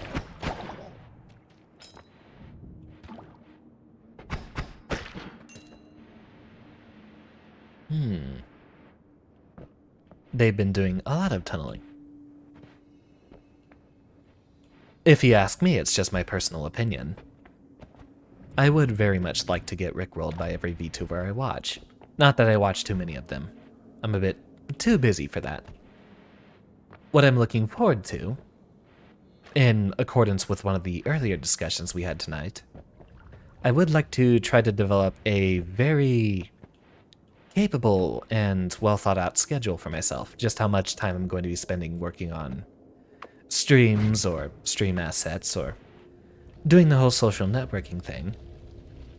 And hopefully once I have myself a little bit of momentum from doing the streaming thing consistently, I might be able to carry that momentum and do other things on a particularly consistent schedule as well. Although I've already forgotten what I was talking about in regards to scheduling. Oh, right. That's, I was talking about potentially watching more VTubers, because as it stands, I don't do too much of that myself. I used to for quite a bit last year, but I grew out of it. I haven't really found any VTubers I've loved recently. One of the biggest hits towards my excitement is, in retrospect, it was about a year ago, maybe 11 months, 10 months. Somewhere around this time in the autumn. I think it might have been... I think it was around Halloween time that I started taking an interest in this idea. And in the 10 months since then, a lot of my favorites have quit, and it has been a little bit disheartening. Knowing how, and not necessarily in the case of not seeing them myself, but the bit of projection that would come with that. I know other people can get fed up doing stuff like this, and I was sort of worried and hesitant, thinking that I might also burn out myself. So far, though, what we're into our... It's been almost 3 months. We're one week short of 3 months doing this. And it's actually gotten quite a bit better for me. You watch a few VTubers and RP streamers. Best streams, IMO. I definitely was not into streaming culture prior to VTubers. I couldn't relate too much with the people who were extroverted on streams. As I said, I prefer things to be a bit more laid back and chill. I don't particularly appreciate hyperactivity on my streaming schedule. I find it to be very distracting. There was, for a while, that in my more elevated moods last year, I would put on a VTuber in the background while doing some of my other work, mostly just programming. Although I am trying to pick up other skills in my time here. Going back on the scheduling subject, if I start doing things a lot better, I might be able to keep up that momentum and focus more on some of the other skills, like drawing, for example. Leave a VTuber open in the background while that happens. Potentially multitasking. Talk to people while getting my own work done there. All about that momentum and optimization. As you'd expect a man of science to be overthinking things. The worms have been here, it looks like.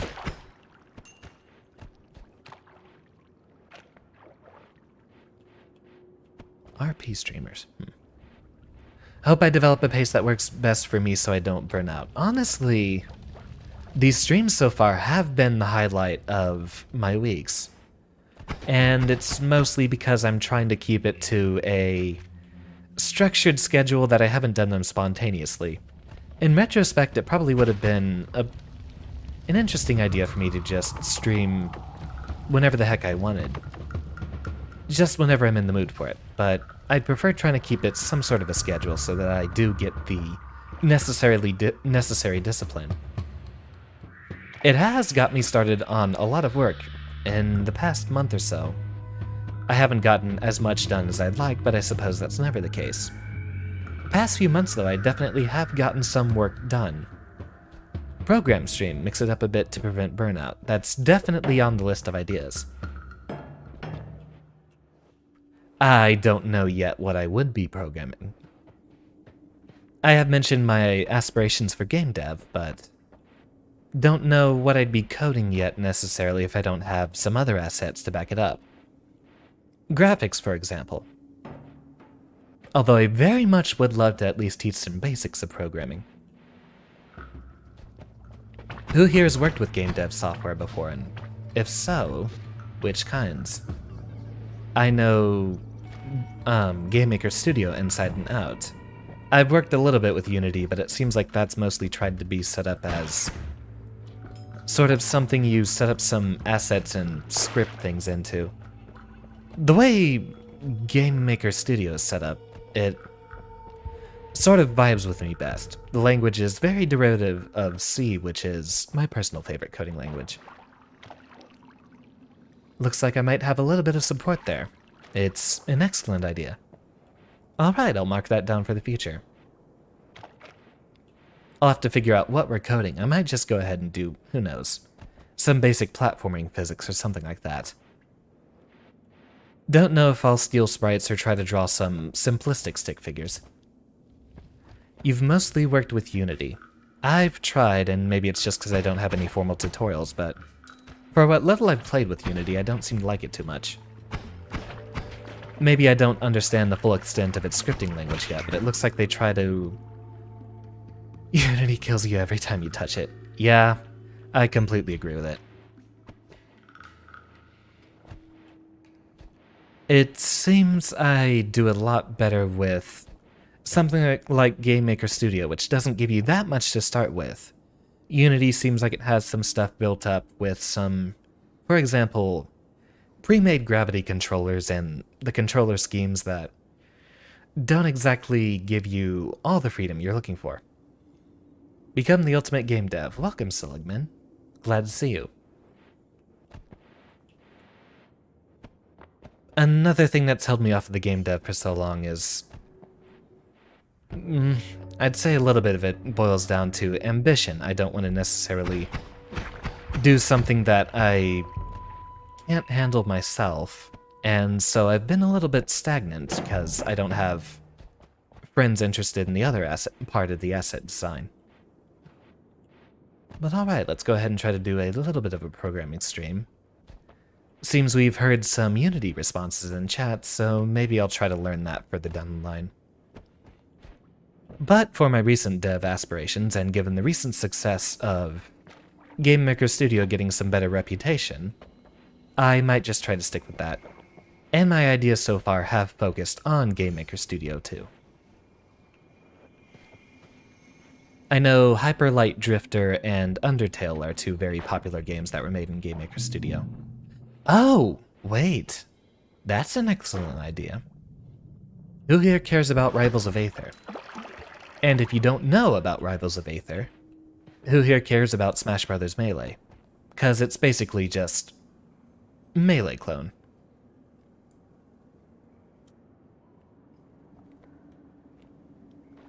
Yeah, more of that.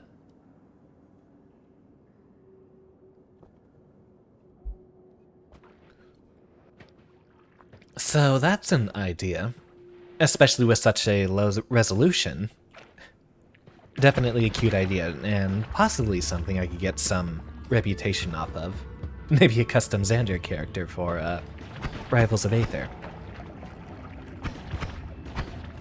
Now, for those of you who don't know about that game, it's basically supposed to emulate a lot of Super Smash Bros. Melee gameplay. Being Smash Bros. But with a big focus on movement, and having a number of interesting options off that, like the wave dashes, air dodges. Never heard of it and you love Melee, it's definitely something to check out.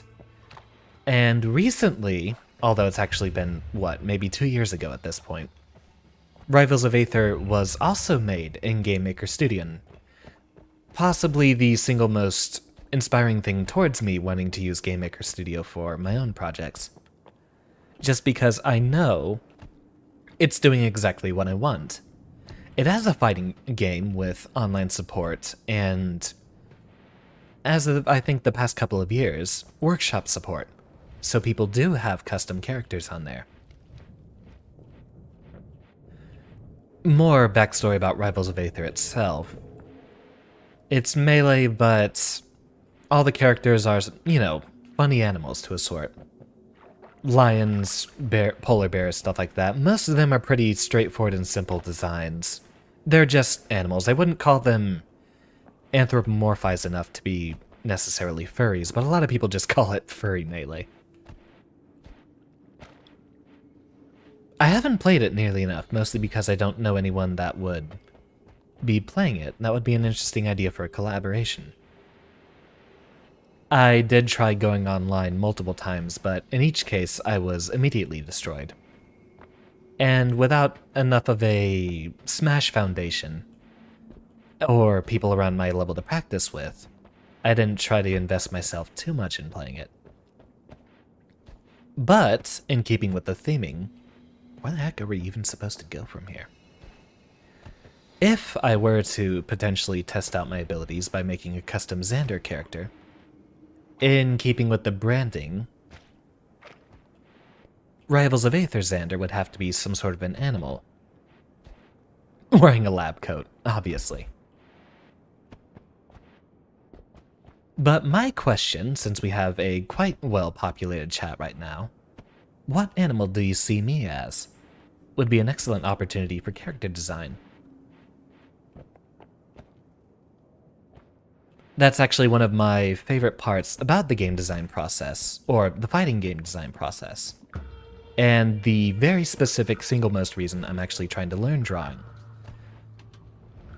There's a whole deal about fighting game characters in that their designs need to exactly answer how they play just from looking at them. You need to be able to see them on the character select screen for the first time and get an idea of how they're supposed to function. No weird, disjointed, you have a grappler but they're on a tiny character, or, a character's personality and looks need to match their function. A flask throwing animal. I actually, despite a lot of the imagery that I pick for this character design, for the design of Xander himself, myself, I don't speak in third person. Yeesh. At least that didn't catch on fire. I'm not much of a chemist. In terms of mad scientist tropes, I would liken myself to an engineer, in the vein of, say, Dr. Wily or Dr. Eggman. Turing, as the namesake, focuses me more on programming, so obviously if I were to have my ultimate freedom, I'd be creating evil robots. Well, maybe not evil, but lots of robots in engineering. Snow leopard, interesting.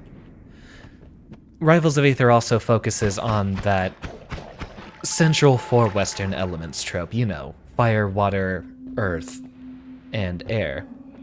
And they do have some derivatives off of that. You know, they mostly have the main character being fire, and then another character that's a weasel. You know what? Why don't we do a Rivals of Aether stream this week? I'm going to be busy tomorrow, so maybe not tomorrow, but count on that happening sometime soon. Snow leopard's a good idea. Grappler cat is also an interesting. It seems everyone likens me to a cat, but I suppose for someone so arrogant and simultaneously laid back, I suppose something feline is befitting. Plus, I do love cats. Sometimes I wish I was one. The opportunity to be adorable and laze about all day. I suppose if I succeed as a streamer, that's what I'll be doing. Being adorable for everyone to watch. Get out of here. That's also an excellent subject for us to be talking about. If I were to design a character for Rivals of Aether, maybe speak about exactly how that moveset's supposed to work. So far, in terms of fighting game functions, I don't think I've found anything particularly consistent.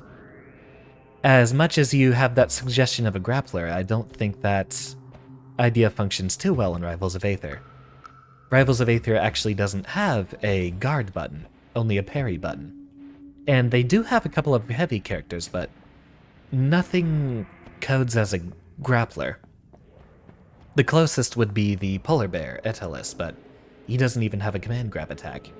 It's just his up air will lock your opponent into place before launching them downward, but it's not a core part of his set.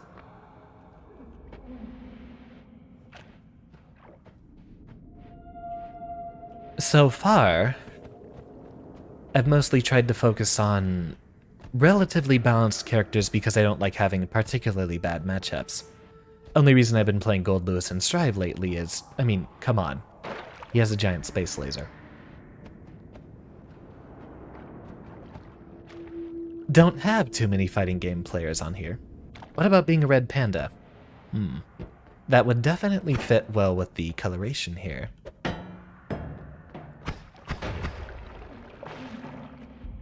There's so many VTubers that are based off of animals, but I just went for a completely human design. If we're going for the whole Xander Turing bit, then mostly it'd have to have something to do with engineering functions. In that game, at least, for the style points, I play as Ileana, who is a snake piloting Bowser Jr.-like mech. Although that character functions as a zoner, I don't necessarily love that part of it, but it's mostly for the aesthetics. You have a character inside of a tiny mech, and I often enjoy characters like that. My favorite character of all time would be Haehyun from Guilty Gear Xrd, who is, likewise, technically, piloting a mecha of some sorts. Also somewhat of a balanced character. I suppose that would be the ultimate goal is I like a character that's balanced but still manages to pull out high damage. And I'm willing to sacrifice some abilities for that.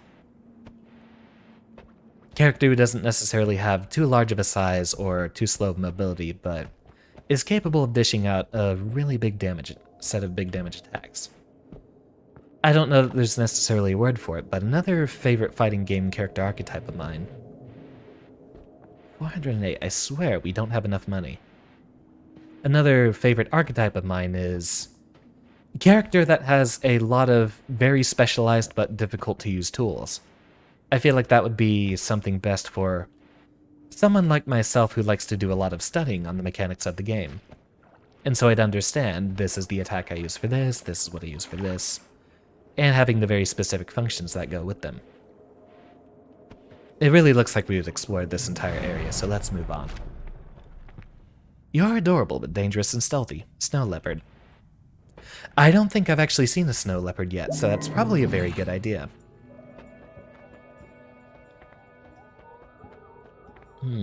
Slime bobs again. Oh, what's this?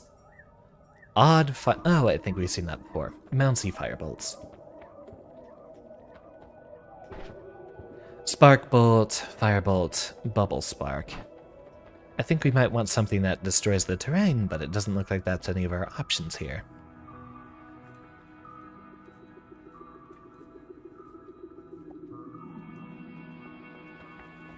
Alright. That's actually an excellent idea for us. Later this week, let's go ahead with a Rivals of Aether stream. I'll first at least play it to introduce everyone here to how the game functions. From there, that would actually be a very interesting idea. Take a moment to focus on the idea of a character design. I don't think I'm going to draw on stream. I'm not going to let you suffer through that. But being able to brainstorm and design a character and use that as an introduction to programming, that's an excellent idea here. 3 months in, I think we finally have something special for us to be doing. I don't think any of these are useful. This one seems like it might hurt the most. I forget if that's actually going to... Poisonous slime. I don't think that's necessarily going to hurt us too much if we get surrounded. No ways to destroy the terrain yet. Vampirism. Slime blood, saving grace. Obviously, healing is our biggest issue. Now, if we find more ways to get ourselves some blood, then we'll have ourselves a way to sustain.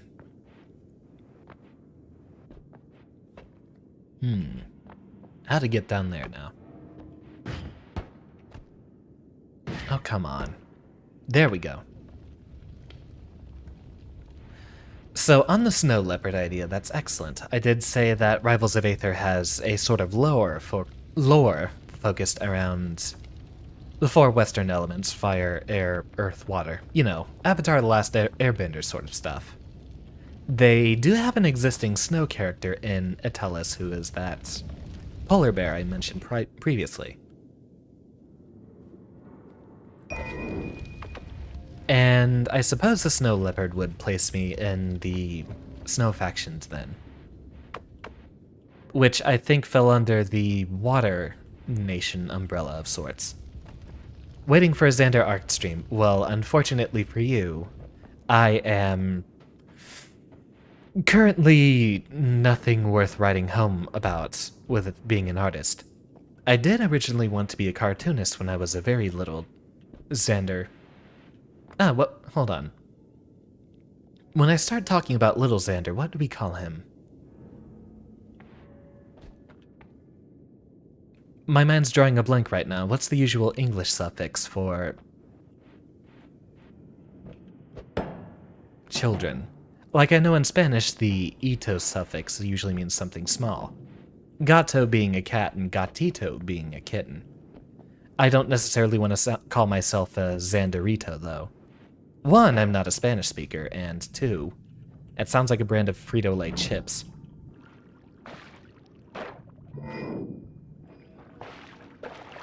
It would have to have some sort of a weird spice on them, be very, very tingly to taste. Like you're being electrocuted every time you take a bite. Know what it's like to be Xander. Read a book by James Rollins about snow leopards. They were remote controlled. Interesting. Sounds like a weird government conspiracy sort of thing. I did have aspirations towards cartooning earlier in my days, but I haven't practiced myself in a long time.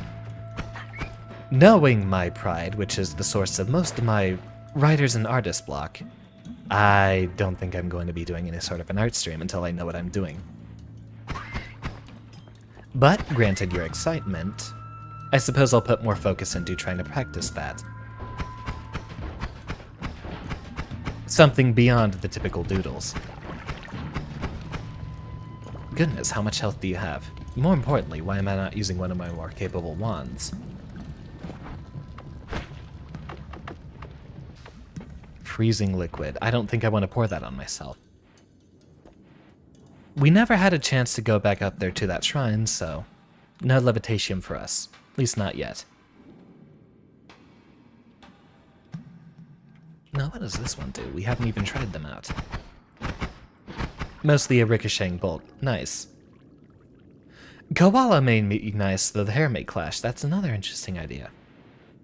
We'll do a lot of brainstorming. In terms of real-life animals that are my favorites, I'd have to say my first favorite is definitely the cuttlefish, but I'm not about to be a squid running around on land. Would you stop that? Other than that, though, I am very fond of the family of corvids, knowing their intelligence as an animal. Little Z. I suppose it's technically an X, if we're talking about Little Xander. Although I'm fond of both X and Z being very lonely letters I can relate to. Broham, that's genius. Then Xander can finally show the world his Australian accent. I'm from deep in Texas. I don't think you want an Australian accent out of me. Oh, so I suppose that's what that projectile is.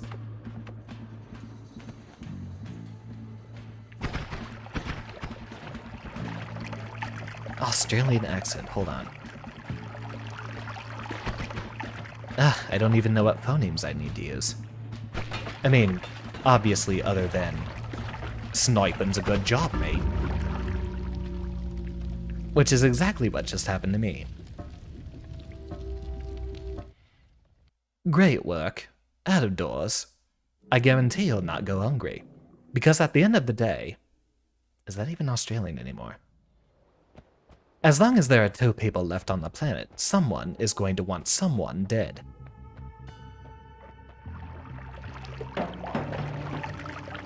Crikey.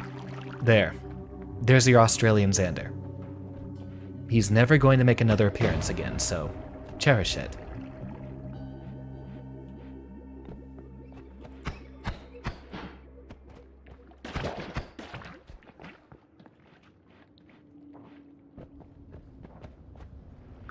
Whatever you do, Xander, don't admit that was actually kind of fun. As part of the voice acting process, or making progress on that front, I have definitely thought about trying to do a lot more just talking streams, but one of my VTuber senpais has informed me through our parasocial relationship. If you want to make a just chatting stream work, you have to have some sort of a twist on it. So, I would like at some point to be doing a just chatting stream and, during the dead air, maybe read off some copy pastas. That was beautiful. So scared that we were gonna get rickrolled. Oh no, please don't have excitement for that.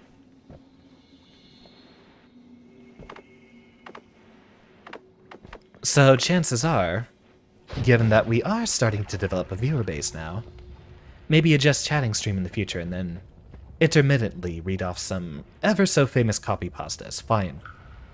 If you want that, you might get more Australian Xander rattling off with more Snoibuck quotes. What about the shrimp that's really lethal? He means your child's name.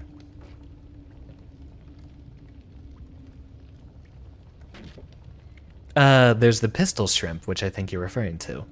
And then, who's the child name? Maybe if you're talking about little Z. But again, that would technically be a little X.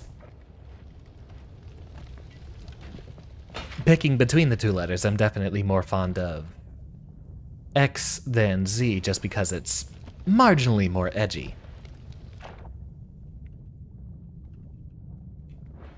Little X. That's more of a... Okay, so there's little X, and then, note the pronunciation, Lil X. Is that my rapper name? Don't get any ideas, but as reluctant as I am to admit it, I've had a lot of people compliment me on my writing and authoring skills in the past, saying I have a tendency towards being very eloquent. As much as I'd hate it, I understand just how much interest people would show in rapping Xander. As much as I hate the idea, I'm not going to lie to myself. I probably could pull it off with a bit of practice. But I think I'd rather save that for pre-made videos rather than trying to learn how to freestyle. There's enough social pressure as it is putting yourself in front of a camera like this. And especially trying to keep up a character at the same time. Alright, don't catch on fire. See, that right there is what's going to happen if I start rapping.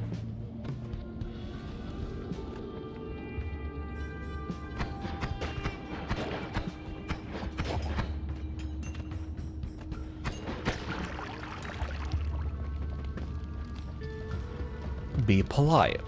Be efficient. Does he have any lead up to the third one? And have a plan to kill everyone you meet. Rapper Xander's going to happen, I'm going to guarantee that at least, but that's probably going to be saved for when I'm learning music production. And I don't know what I'll be rapping about yet. There is a planned interest in music as part of the whole VTuber package, but the whole VTuber thing is actually mostly for me to bounce off of towards something else, mostly. I'm not here purely for the VTubing stuff, and even should my streaming stuff burn me out eventually, I was hoping to use it as sort of a vector to get something else launched. Such as potentially the game design stuff, or, you know, getting into music production or art, just whatever happens. So, any of the potential music production stuff I do is mostly for me and not necessarily for the channel. I have a lot of stuff I'm dealing with, so maybe the Xander music isn't going to be the most happiest of subjects. But who doesn't love sad songs?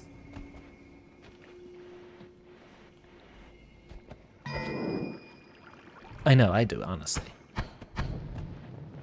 I wonder if I polymorph myself if I'll stop being on fire. Excellent. Why does the sheep have fly wings?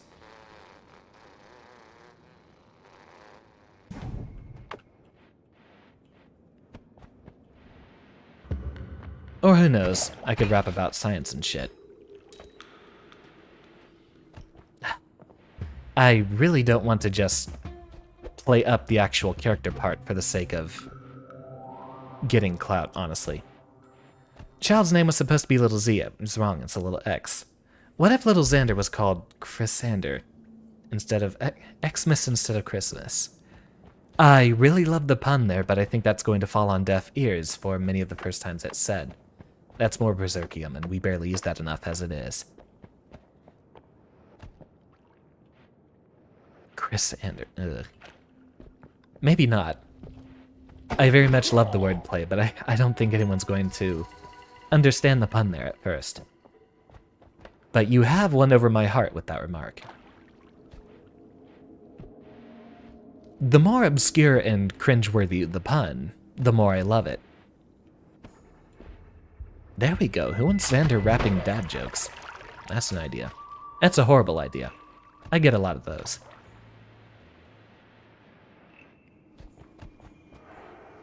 What the heck is that? Oh, that's the polymorphine. Here, because I don't like you, I'm going to... Uh-oh. Nope. Nope. Nope. Nope. Nope. Nope. Nope. Nope. Nope. Nope. Nope. Nope.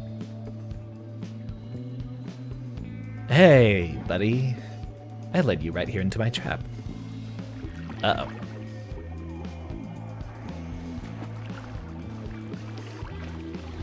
Come on. I guess it doesn't work like that.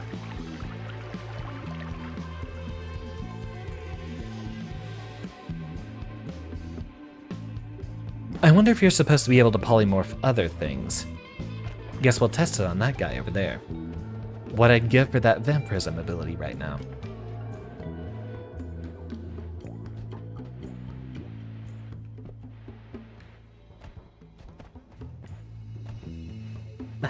That guy's blocking us off. But maybe right here we have a bit of a chance. What was this one? Homebringer teleport bolt. There's too much cave here for that to be a good idea.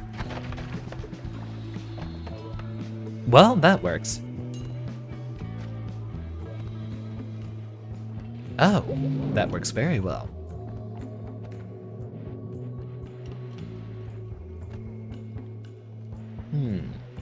Seems that guy's walled off, so we can't use him for our experiments. What I want to see is if polymorphine works on enemies. Which it probably does as long as they're not floating skulls. Or maybe if we threw the whole damn bottle at that guy, it would have worked. But for the moment, it seems like they'll have to actually be inside of the liquid for it to work. There we go. Maybe not there. That was a bad idea. I get a lot of those.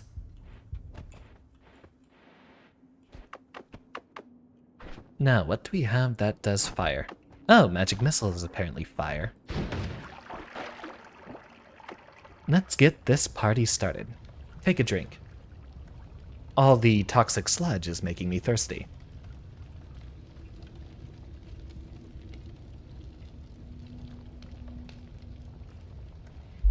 I suppose befitting of a luminescent green fluid.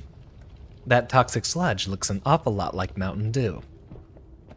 It's probably healthier than that, though.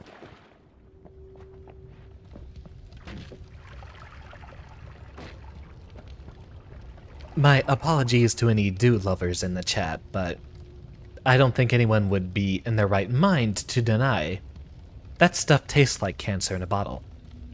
Very delicious, sugar-infused cancer.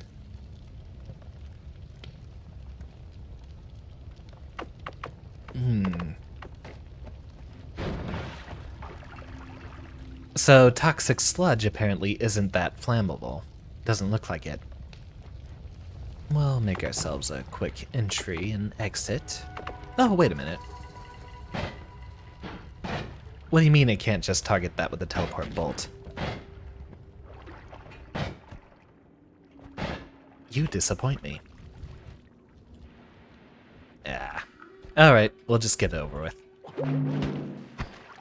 Nope, get away from me. And then... poison's gone. Excellent. Prefer Sprite. I am very... what would be my favorite soda? I've tried to wean out sodas in my most recent days, but yeah, I do agree with the idea of citrus sodas, so I'm going to lump in orange sodas there as well. Sprite's very good, and that's definitely one of the least painful sodas you can deal with. What's exploding over here? Well, it's very dark over there and very dangerous. Let's make our entry dynamic. That's not going to carve the holes we need. I should have kicked it more to the right. Probably would have gotten past all the dirt mounted up there.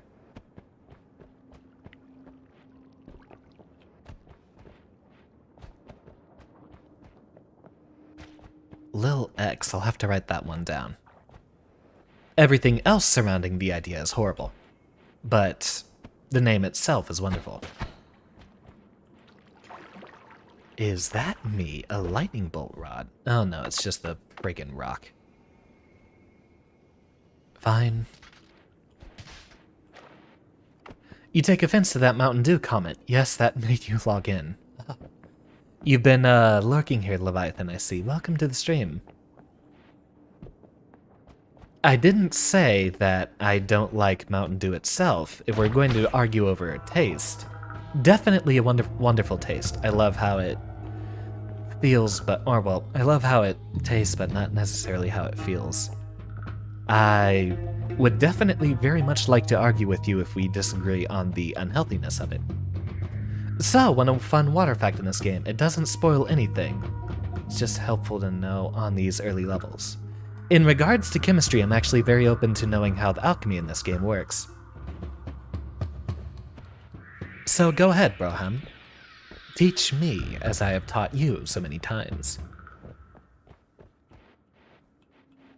Now, we're not starting a war about Mountain Dew over here.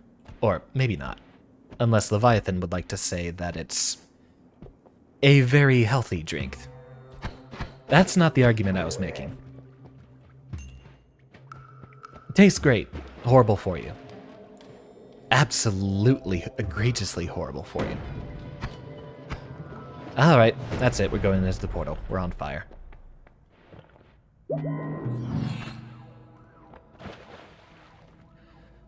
Useless.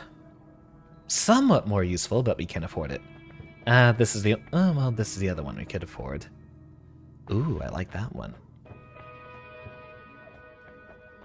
Let's go with the shotgun.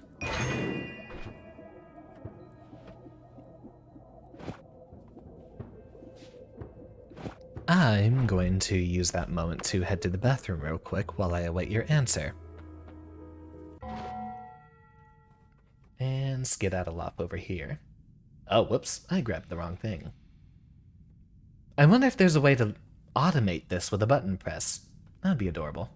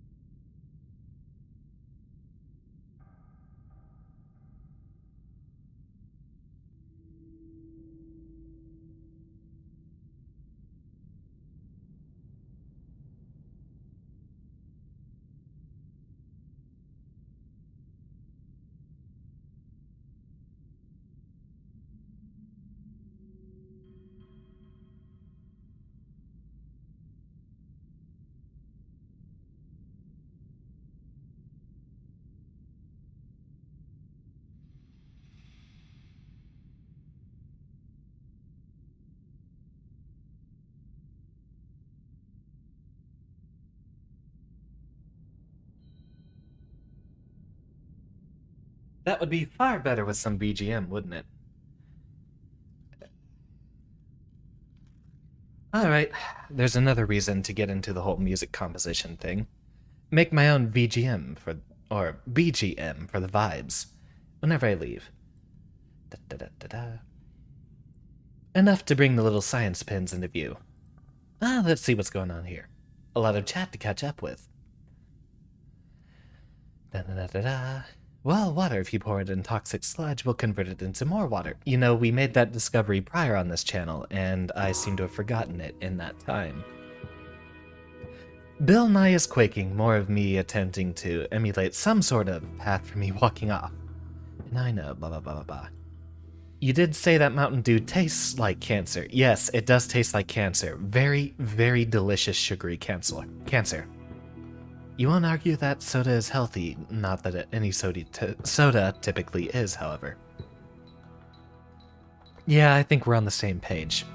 I don't mean cancer necessarily in the derogatory bad flavor sense, but it definitely it tastes unhealthy, which is to say it tastes very sugary and delicious. James, very proud of you simply not drinking soda at all, and I've tried to cut it out myself. I do drink water only on my streams. I don't think I have any... Yeah, as it stands, I don't have any sodas at home. And I haven't in a long while.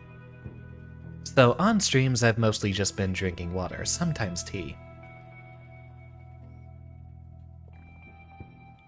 Sushi Fairy, if you have to drink soda, you might as well get a root beer float. That is an absolute personal favorite of mine, but for the sake of my own eventual hopes of weight loss, I don't think I'm allowed to do that for myself ever again.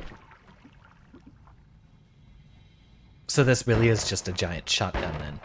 I see a little bit of ricochet, so that might be effective for clearing out a room. Water's your fluid of choice. Soy milk is another appreciated substance. I haven't had soy milk in maybe 10 years. Not much of a milk drinker myself either. Wonder if that's worth changing. I have been trying to look for something other than water because, well, for one, I'd like to spice up the water a little bit. Bottled water is notoriously horrible for the environment, and just getting it straight from the sink tends to taste potentially horrible, and that stuff is bound to be a bit less... Knowing how municipalities in Texas work, it's probably not free of all the hazardous materials that you'd expect it to be. So maybe apply a few more filters to it, or put it through a boiling process at the very least. Well, water will never be replaced in Ribbit. Definitely. Water's irreplaceable, and I'm glad that I've actually developed a taste for it lately. It's refreshing when you actually build up the thirst for it. I've tried to cut out soda, and that's definitely waned a sugar addiction, which has done a little bit better for my health. Still feel like those Homebringer teleport bolts are useless for the moment, given that they aren't working on things in the environment. I wouldn't necessarily want to bring an enemy closer to me, given that all of our attacks are ranged, and we definitely don't want to be touching enemies. Most of them actually just hurt us by collecting us. Wands cannot be tinkered with, but enemies may drop blood money. This is a science channel. Depriving us of the opportunity to experiment will not be tolerated. When near danger, so I wonder if that functions as sort of a radar. I think we picked up the angry ghost before, so let's give ourselves a little bit of extra mushrooms. I love root beer floats. Haven't had one in probably 5 years. It feels like the same for me. I don't even buy ice cream anymore, which I suppose isn't necessarily the worst of predicaments to get myself into. Although ice cream's probably better than some of the other stuff I've been doing lately. I imagine ice cream might be marginally better for you than overdosing on ramen. Okay, so that's apparently what that does. Rocks.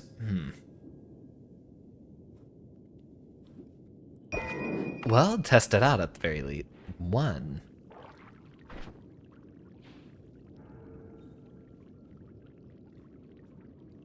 spells per cast. Alright, so that looks like that's just an absolute nuke then.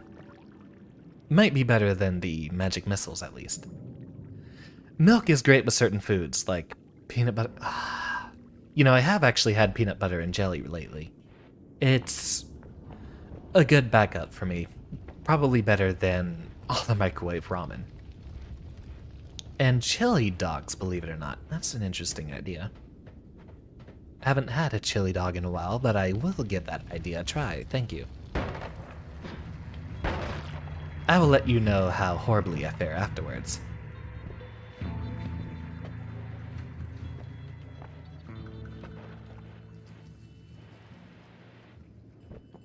Alright, what's causing these seismic disruptions? I demand to know what's giving me earthquakes.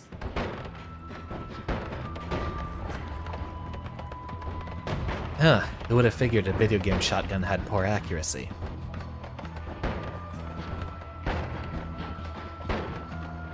Yeah, it's like Stormtrooper versus Stormtrooper up in here.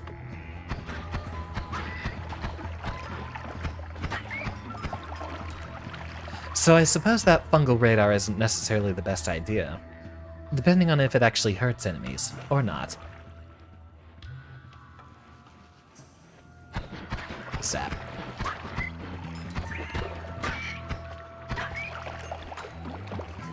I suppose that's worth a look up later. Ooh. Is that 3 total pickups? It feels like we're doing better regardless. I imagine this is as pure to roguelikes as they get, but maybe it's just by statistical averages. It does feel like we are finding more power-ups the longer we play. I know that is a game mechanic that a lot of more modern roguelites, as they're called, implement. Yes, everything regenerates itself once you die, but you are given some permanent upgrades. That would be the category that Dead Cells falls underneath, because you do pick up some permanent health along the way.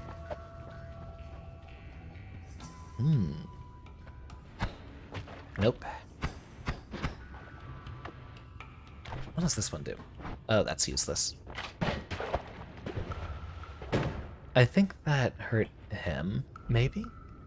What caused that explosion? Oh, that's what caused that explosion. And we got stuck in a little hole again.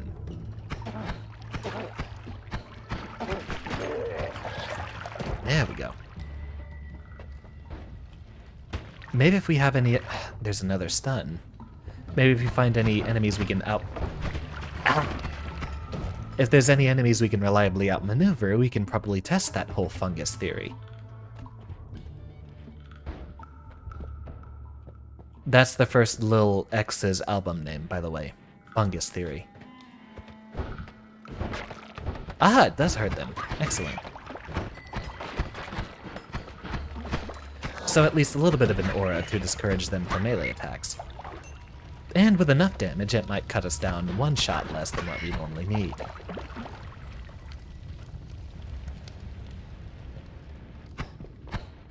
Milk and chili dogs. Funny enough, I actually feel like the chili part of that works better with the milk than the hot dog.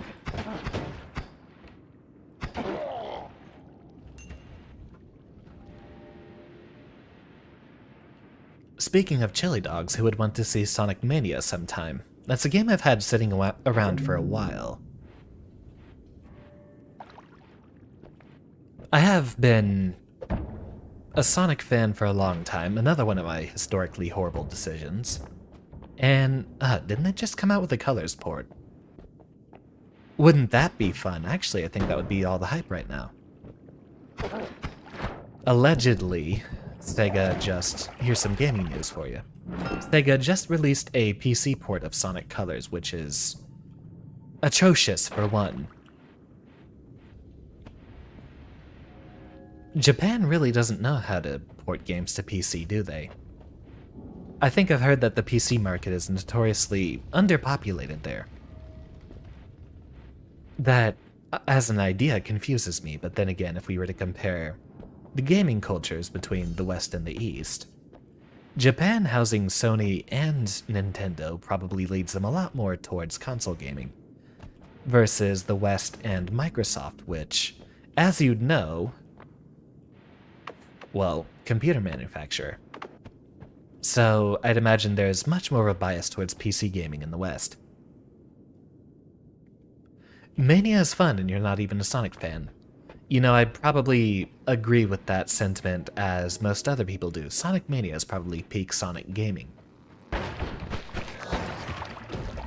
I do like the Adventure series as well, but I'm not necessarily going to argue that they hold up too well in retrospect. You like only the first 2 games in Mania.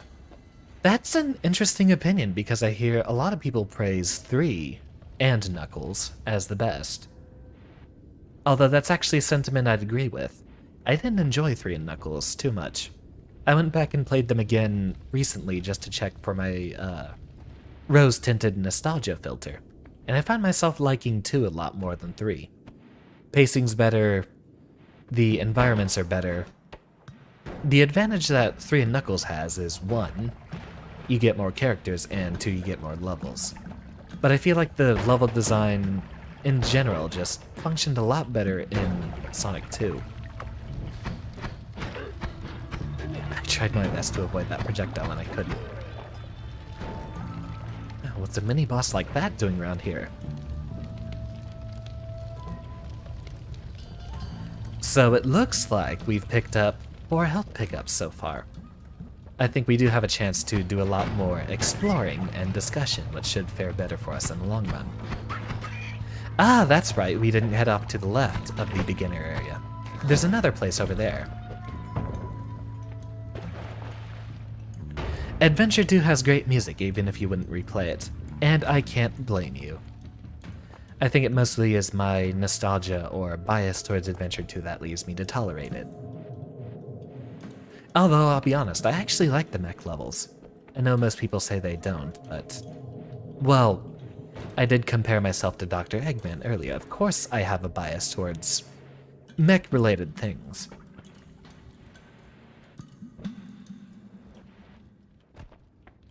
What's going on down here? More portal stuff. Goodness, you have a lot of health. Uh-oh.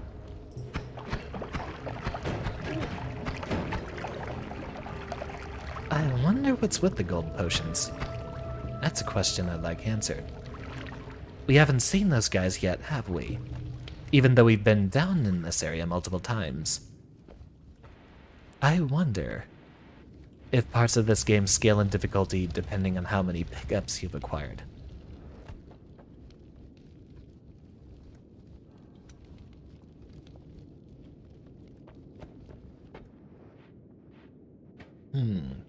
Oh, this is... okay, there's apparently danger near here, but I imagine that wouldn't be just the lava wasps. Ah, this guy just has dynamite.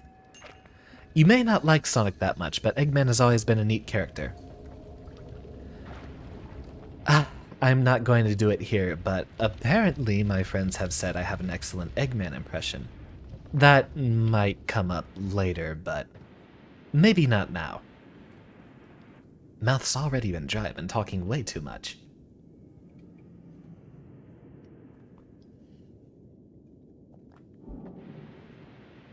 Luckily, now we have a backup supply of water. I suppose I need to do more exercise and practice. I find myself running out of breath at this point on streams most often. I usually try to cut them off around 2 hours in or so, but this one's been excellent so far. Does anyone have a schedule that's keeping them? I might be here... who knows how long? It's almost been 3 hours. If y'all have things you need to be doing, I don't want to keep you. I'd prefer not to leave you hanging with hours of unwatched Xander content left over, so tell me when you think is a good wind-down point for the stream.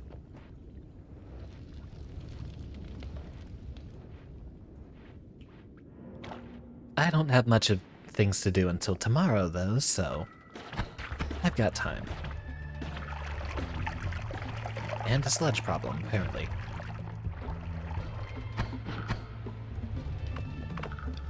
Here, this'll work.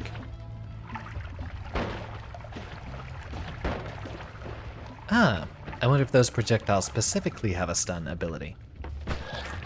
Get the Eggman impression or we riot. I promise you it'll happen later.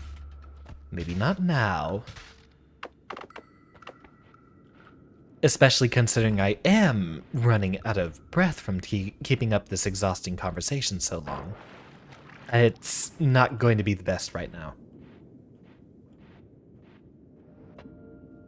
Wait until I have more breath to expend on it. One thing that's really interesting is, as part of the voice acting package, you do have to put a lot more oxygen into when you speak. And having to keep up a conversation for the entirety of 3 hours, it's... Oh wow, that just peaked the mic, didn't it? It's quite the burden on my breathing. I'll get better over time. There might be an impression stream later on, but I still have much more practice to get in.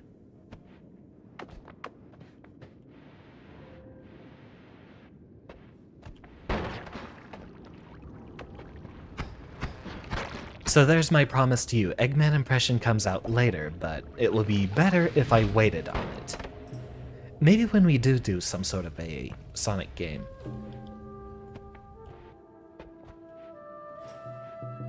After all, you know what they say, the more the merrier.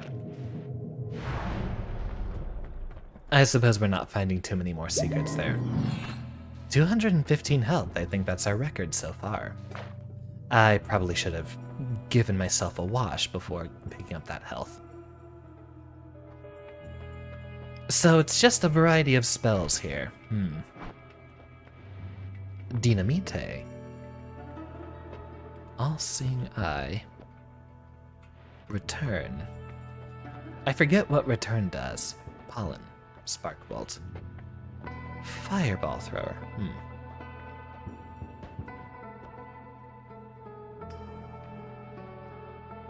Oh! Restream is apparently... I didn't even know that Restream sent those messages. Something I definitely need to check back in the VODs. Hey, tell me right now, is there a watermark in the top right corner? Restream tells me there is, but I've gone back and checked the VODs, and I don't think Restream's giving me a watermark. I'm not streaming on Twitch right now, and I have thought about trying to do the simultaneous Twitch and YouTube stream there, but I mean, I'm sure everyone has paid attention to the issues with Twitch lately. I'm not currently equipped to handle that level of an attack. Then again, Turing should prepare himself for cyber warfare, shouldn't he? Perk lottery. 50% extra maximum health. 1 off. I think that might mean that that benefit only applies here and once. Extra item in Holy Mountain. There will be an additional item in every Holy Mountain you haven't discovered yet. Why don't we take that one? Just stream for as long as you want, but do take care of your voice. The talking way too much has been very personal and interactive. It's tons of fun. And then apparently no one else sees a Restream watermark. Interesting. It's not an issue that would trouble my voice. In fact, actually a Eggman impression might trouble my voice a little bit, because he does speak with a very raspy voice. It's not an issue on my voice box itself. It's mostly just me running out of breath. So keeping the talking up for long isn't going to hurt me. I'm just going to slowly become more out of breath and quieter as time goes on. Giving myself time to pant. How does Glowing Lance compare to our other spells? I don't know if you picked this one up yet. This one certainly seems new. Magical lance that cuts through soft materials. And it has infinite use. So that's a way for us to cut through powder without having to work. You know what, let's just do this. Okay, that's the best wand. That one goes in slot 1. And nothing will compare.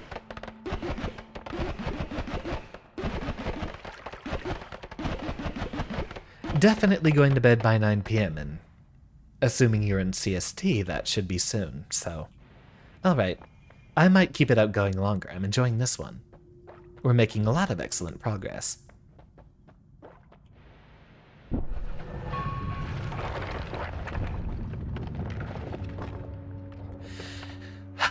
Back to the level which troubles us so much. Charm on toxic sludge. That's a little specific and obscure, isn't it? A deadly cross that explodes after a short time. So far, the shotgun's been the least useful for us. Let's hope this doesn't murder us as well, because I definitely need the extra health. Ah, that's what it is. It's a trap. Not the best weapon to use against these guys, is it? Alright, what else do we have? The lance might deal the damage we're looking for. Cuts through snow just as well.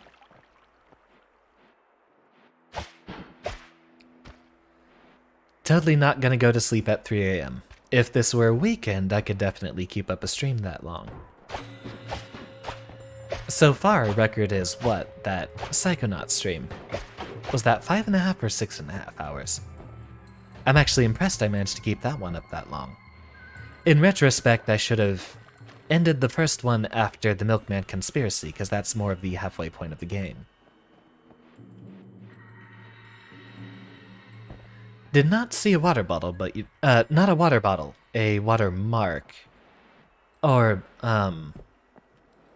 watermark being the fact that it would have a Restream logo in the top right. I'll admit, since that's a tangent I didn't get to complete. So the chat I have here in the bottom left, which would normally be split between Twitch and YouTube. I mean, no one was watching on Twitch either, so I've kept it off there mostly. You've locked the doors, no one is leaving. Yes, you will all sit here and suffer through Noita. Or we could just switch gears and immediately dive into Rivals of Aether right now, since we have the subject matter at hand, instead of necessarily focusing on it in another time. What would you think? After the next death, would you want to continue more Noita, or take a quick look at Rivals of Aether? Just to at least get a perspective on what we're supposed to be doing. Oh wow, that does a lot of damage. Okay, that is our weapon of choice against the floaty ice boys, at least.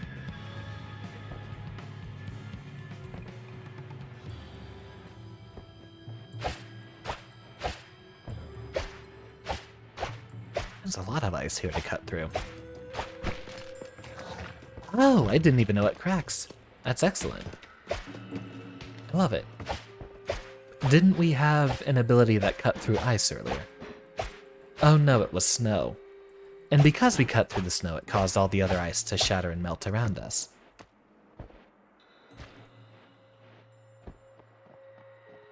So we know Laser Lance digs holes for us. Let's go ahead and actually take more of a moment to experiment next time we pick one up. Like this one. That's not a laser lance, that's more rocks.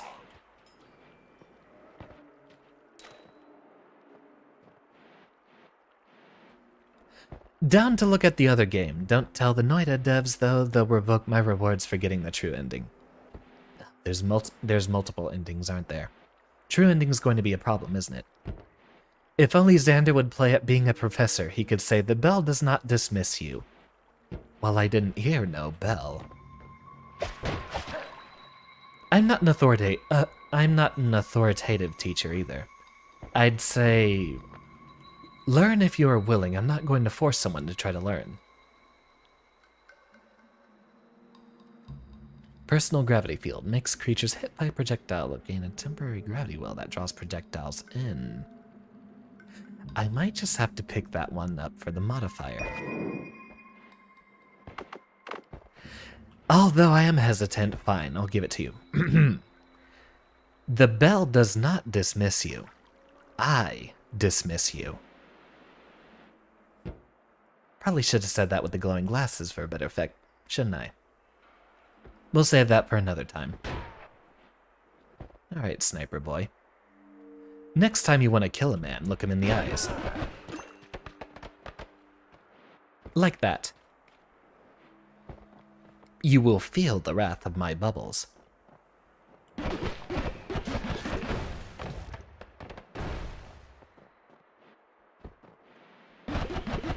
Please tell me your intentions with that were benign.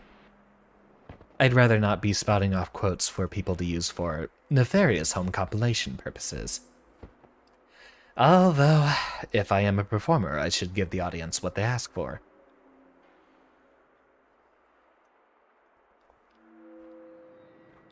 And I'm asking for a glass of water, damn it.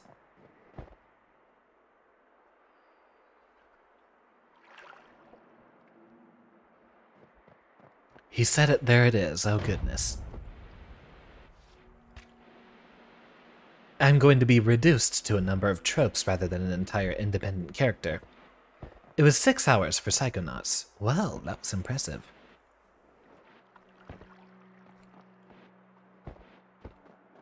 Every stream from this point onward will be Bart, say the line.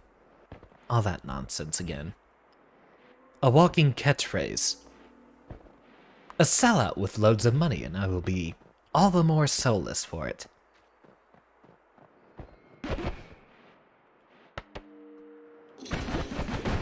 Oh, those are electric guys. Hopefully the bubbles deal some damage there. But how am I getting close without him murdering me? We got health. Would you look at that? Hey, buddy. Let's check to see if he actually can hurt me with an explosion there.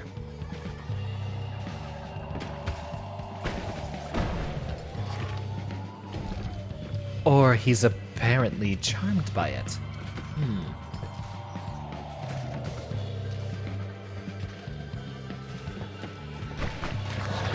Well, that's gonna require some answers. Looks like he still can absolutely hurt us.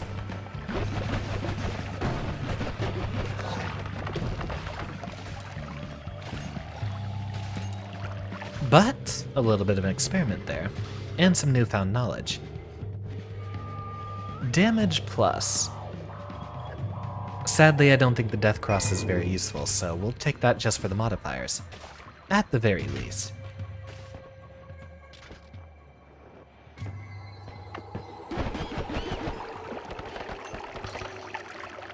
Saying those lines gives you life. Well, I do enjoy being a voice whore, as they call it.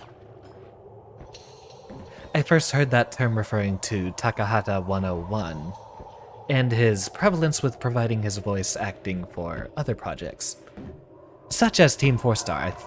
Actually, I'm going to look that up before I verify it.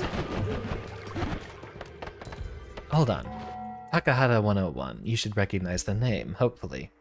If you've been anywhere on the internet in the past few years.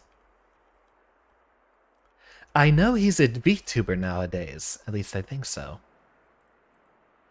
Oh, he's one of the founding members for Team 4 Star. Well, that makes a lot of sense. Yeah. He's the voice of Nappa in Dragon Ball Z Abridged. So you figured out they don't attack you when you hold that stone, but he only did because of that perk that hit him. Deserved to know I got it right. That's what I was suspecting. He wasn't doing any attacking until the fungus spores hit him. So we've learned a lot about this game today.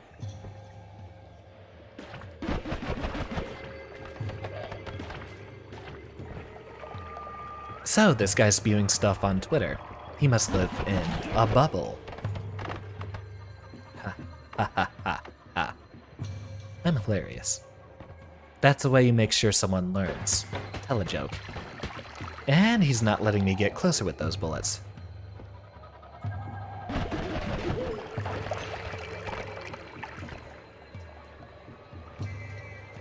So far, it looks like we'll be very survivable. Between the extra health and having learned Bubble Beam here. Flammable gas. Do we have any way to make that explode? Not yet. Unless we can electrocute it. No, that's gas. That's not going to conduct anything. Oh, well, that will work.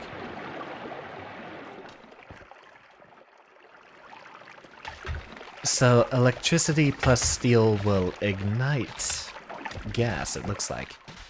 And shatter ice, it seems. You love Nappa and Dragon Ball Z Abridged. Team 4-Star does excellent work. I didn't look too much else at that wiki page, but it looks like he was also the voice of Alucard in Hellsing Abridged, which was also a brilliant work of art. So yeah. Takahata 101, King of Voice Whores.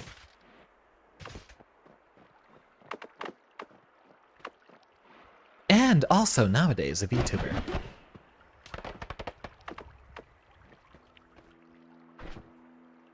You know, we need to figure out what's going... Oh wait, no, we have Lance. I'm sure you know exactly what's going to happen to these fish.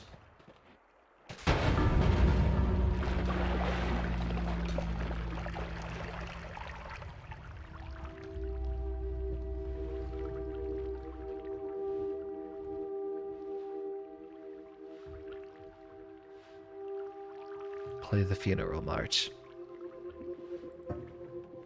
Everything is gone. A foolish lesson in electric conductivity, I suppose. Well, that's enough of that. Who wants to see Rivals of Aether? I'll have to plug in my gamepad for this. A quick lesson on what we'll be up against. Last time I played with water and electricity, I suppose. Were there explosive crates in there? I didn't get a chance to look.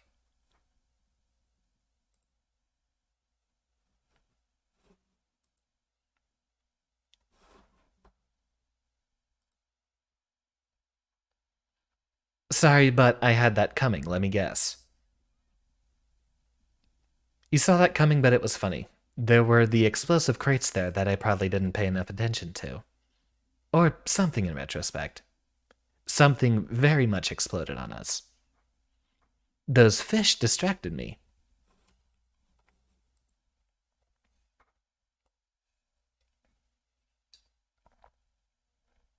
Take a drink. I wonder if I have everything unlocked on here.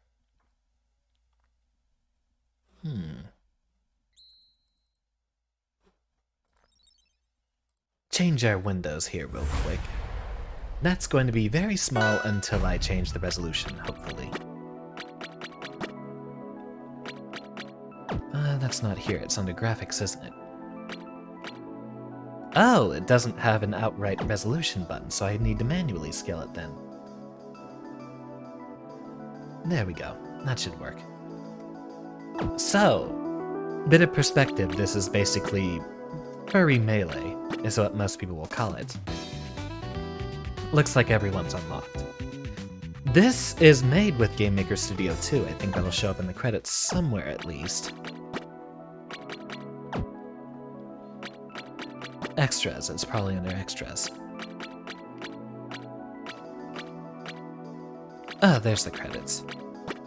It's gonna do the whole scroll, isn't it? Oh, there we go. I'm not gonna go through that whole roll. But if we ever have a chance to look through there, it's going to show that it was made in Game Maker Studio 2, and I think that might have actually shown up in the intro for the game, but I didn't have that bound to OBS yet. Let's just go ahead and mess around in practice mode. We're not going to need to go through the full tutorials. Of course, if anyone here would like to play Rivals of Aether on stream sometime, let me know. So this is basically furry melee. A lot of characters here are based off of Smash archetypes, and we also have the guest characters of Ori and Sign, I think is the name of the Little Wisp, from Ori and the Blind Forest. And I don't think Shovel Knight needs any introduction. Very melee, but Shovel Knight is here too. Well, yeah. And it doesn't look like there's anything in the workshop installed, so normally we would have a gear icon for custom characters. Who deserves that? Well, I did mention Eliana, so I might as well show her off a bit. Not that I'm any good at this game. This will just be in practice mode, so it's mostly a demonstration of game mechanics. Let's head to the bridge. Hopefully all the buttons are working correctly. So, pixels with a very low resolution. Seems the music's being loud. Can I change that? Don't play your music over me. Check that in the options real quick. About 40% capacity should work. Looks cute. It definitely is a very cute game. And I'd love playing it if I actually had more people around my skill level to play. Shovel Knight is a furry, question mark. He has the cartoonish proportions that you'd find on most of the other characters in here. And it's an indie game crossing over with other indie games, so that's the vibe they're going for. So Eliana here doesn't have a double jump, but instead gets to fly. She also has a heat meter that she needs to keep track of, which builds up as you use specials. And in terms of the whole Bowser Jr. bit, running around a little neck, boost out of it to get your recovery, so on and so forth. Shovel Knight going to a furry con in the wrong costume. Yeah, that's her excuse, I suppose. So, as you'd expect from a Smash-like game, you know, it'll control, run around, dashing or otherwise having your walking functions. Double jump, you take percentage damage instead of having a normal health bar. This is a horizontal stage, so I can't necessarily knock someone off the edge that way.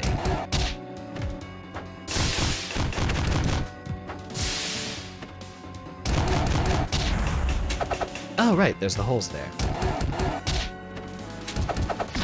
Knock them off the edge and then they'll respawn, so on and so forth. Eliana here is a zoning type character who has, among things I love, a rocket punch, which explodes after a set distance, so you're supposed to hit them with the projectile, and then the explosion.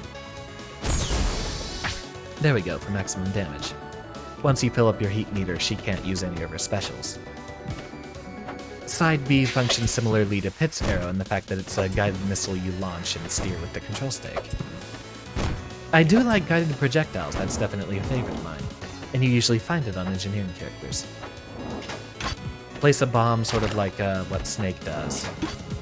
That'll attach to someone, then that explodes whenever it attaches to someone. What's the bar under the percent? In Eliana's case, that's her heat meter, and that's only for her. It'll go up as you use specials. And your smash attacks, which you actually have smash attacks in the air with this character, those vent steam, and those will reduce your heat meter slightly, unless you cap out your heat, in which case their explosions and function similarly to actual smash attacks. So she's a very technical character, I love it. On top of that, she has tilts and smash attacks in midair. That's a forward tilt right there. But the smash attack does the seam eventing, which she can do in midair, so she's also an air fighter. Rumble from League of Legends, then. I know nothing about League of Legends, so I can't necessarily speak that for you. Anyway, that's my character, and that's the perspective on engineering characters. I also play a lot of Clarion, who's very obviously Marth, but just for an easy demonstration. Forsburn's supposed to be the character that everyone picks up, and functionally you should recognize some of his abilities. Good night, Kayla. You have a job at work tomorrow. Good stream. Thank you. This has been a very wonderful one so far. I'm definitely looking into playing Rivals of Aether later, but I don't know what I'll be doing with it. Thank you for your attendance. You are dismissed regardless of that status of the bell. So, standard fireball projectile. The whole gimmick with Forsburn is while someone is lit on fire by your attacks, your smash attacks will do more damage to them. In terms of functions you should recognize for the melee players in the chat, Neutral B is a shine. That is an invincible attack right there. Invincible on startup and jump cancelable. So, you know, get your combo started, shine, which will boost them away. Then, while they're lit on fire, you finish them off with the smash attack. You should also recognize that up B very well for anyone who does any sort of melee play. Very obviously, Firefox. As well as, say, Wolf's side special. Not side special, side smash. So a lot of characters in here are, well, that's also Wolf's down smash. The up smash is not from any character I recognize, though. A lot of characters you see here will have some sort of recognizable smash archetypes that they draw from. I think you get out, you lock the doors. Well, I could just say that I unlocked them. So that's supposed to be functionally a space animal, having a shine and having the up B, and then the side smash and down smash from Wolf, as well as having the decent mobility to get around. Here we have a character with a sword, which you should all recognize the functions of, given the fact that the tip glows more than the rest of the attacks. This is very clearly supposed to be some sort of a Marth function in Rivals of Aether. This is probably the character I actually perform best with, because I enjoy a bit of Unga Bunga Rushdown, just so long as you keep your distance at the correct amount. If you hit them with the regular attack, that's not going to do extra damage, but if you hit them with the tip, you get the blue sparks and have a stun, which holds them in place a little bit longer. You might have a chance to follow up on that. Waiting for Xander to say it's in the syllabus. That is planned on my dialogue for whenever there's a formal debut stream, but I'm not doing a debut stream until I have traction picked up. I'm notoriously horrible with social media, and so I just took the advice and said that I'd stream immediately once Strive came out, even though I had the model for about 2 months prior. I was trying to practice with friends. The whole syllabus joke and many of the teacher jokes that would happen are definitely planned for the debut stream. But for that to happen, I'd need to build a little bit more of the debut stream stuff there, and make sure that I have that initial first song prepared. Meta Knight. Yeah, sort of a Meta Knight and Mark function here, I guess. This game's notoriously quick and rushdowny. Another thing I didn't demonstrate is, as part of the melee package, you have wave dashes, and directional air dodges. The wave dashes in this game are notoriously easy to perform though. You can just press jump and dodge at the same time, and then horizontally you'll get out a full air dash. What was the other thing? You don't have a shield. Instead in this game, you have a parry function. This looks fun. I would definitely look forward to playing it on stream. I've fought you a couple times in Guilty Gear on stream, Broham. If you'd like to pick up Rivals of Aether, I definitely would look forward to it. Missed. Up tilt. Get close. Grab. I wanted to finish off with that. We're not getting the tipper there. Who else? Crag, if you're looking for the heavy character. One thing, well, I have shown you some of the simpler characters so far, but every character in this game has a different game plan of sorts. Crag has some very interesting strategies in the fact that he has a rock he can pick up and throw around. That's his projectile. He's a heavy character. You can use that as a projectile against your enemies, but also it functions as an obstacle, so you can't walk past it, and instead you can stand on top of it. You'd play this, you love Smash. Well, definitely looking forward to Thursday or Friday. Expect there to be a Rivals of Aether stream, and if you have the game by then and I've gotten in a little bit of practice, I'd love to play.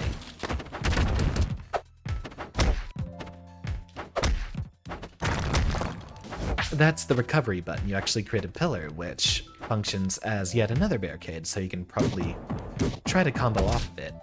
Normally you wouldn't have a second wall to bounce enemies off of, but let's go ahead and knock you over there. You know, he does look like Gutsman. you're right.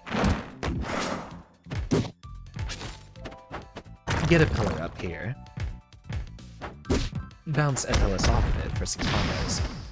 Other shenanigans, you have the whole rock that you can throw, but you can also attack it while it's in flight, and it'll create projectiles. So get your little combo going. You can actually throw the rock at people and pick it up as it bounces off of them for consecutive projectile attacks.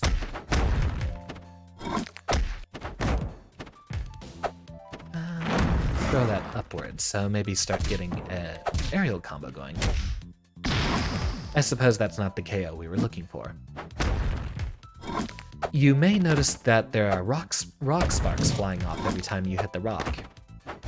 That actually turns into multiple projectiles after you attack it, so Crag's whole deal is trying to do the rock tossing for a little bit of an approach. And then you have that you can use as a projectile against your foes. On top of that, he has armor on his side B, which is very obviously a Sonic Spin Dash. The Pillar is his recovery move, which definitely functions differently from standard recovery moves. If you get knocked high, you actually want to recover high and away from the stage. Let's actually do that while we're on screen. You want to recover high and away from the stage, then jump off and use your Spin Dash, which has armor, so he recovers differently from other characters. Typical Smash combos and stuff going on like that. It's basically Melee, but with a whole new, fresh coat of indie paint. Absa functions as a zoner. Rastor here has a lot of a good air game and aerial attacks. I'm not going to go through the entire introduction here. The guest fighters, of course, are going to be faithful to their original game. Shovel Knight will attack his enemies and bash little coins and trinkets out of them. Up B for his recovery for the anchor with the anchor. As you knock gems and such out of your opponent, you can pick them up with that. Down tilt will... I think that's supposed to dig out stuff, but I can't remember if that's... Maybe only when it hits.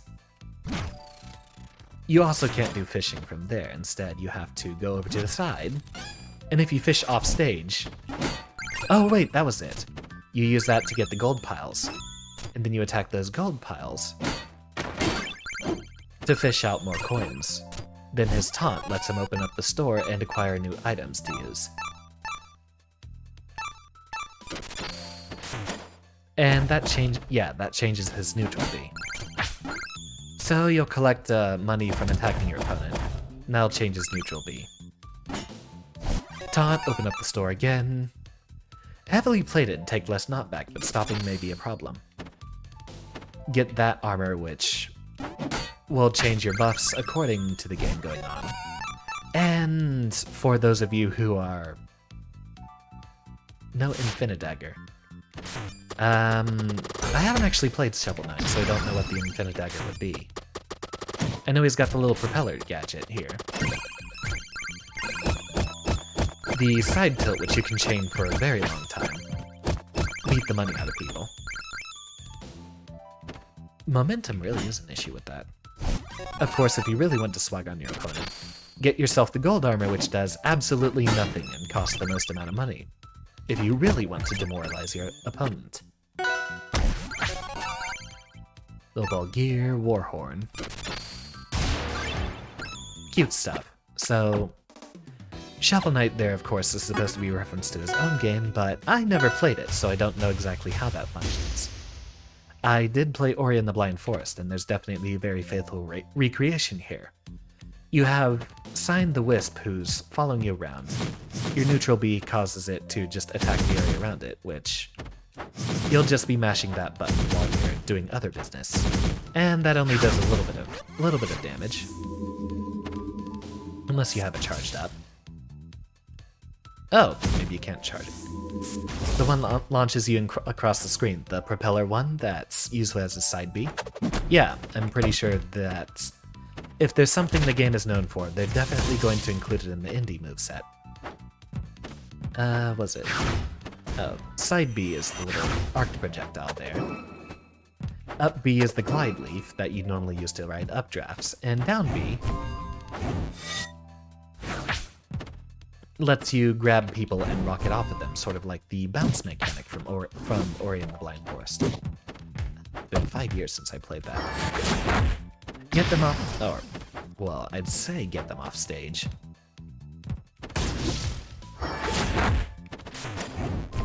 I tried. But as they're recovering back up, you know, just bounce off of them like that.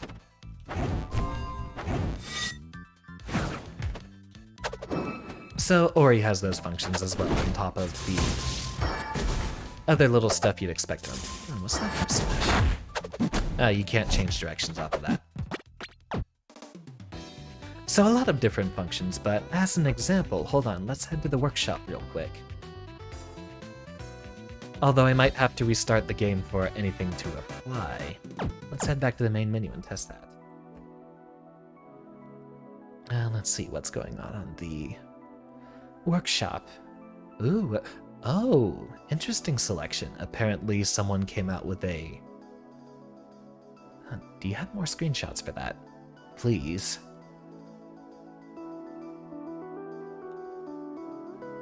No screenshots for that one, so I don't want to do a demonstration there. Most subscribed. Might as well. This is the very obvious joke that needs to be made. Subscribe to that, and hopefully that entry should download very soon. Wonder if that's going to show up. Nope, I'm going to have to exit out of that and restart the game real quick.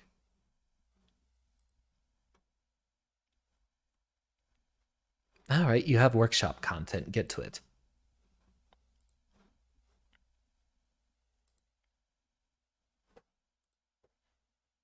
Subscribed items. Yeah, it's subscribed, so it should be downloaded. Let's try that again. So, Broham, I know you're a Melee fan, and I'd imagine that would mean you watch a lot of relative Smash parodies. Oh, what's his name? I can't remember the name of the animator I'm thinking of, but you will immediately recognize the style. It's still not showing up.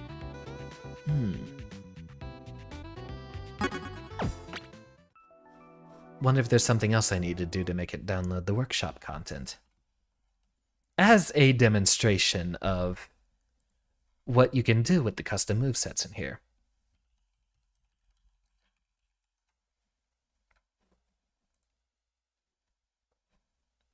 That's the one I'm looking for. Some games will require you to relaunch them before the item will be downloaded. Is there a way to manually refresh downloads for your games? Steam, refresh, workshop, downloads.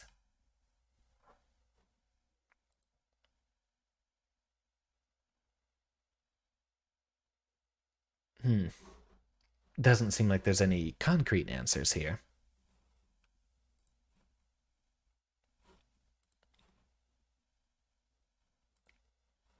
Go to that page.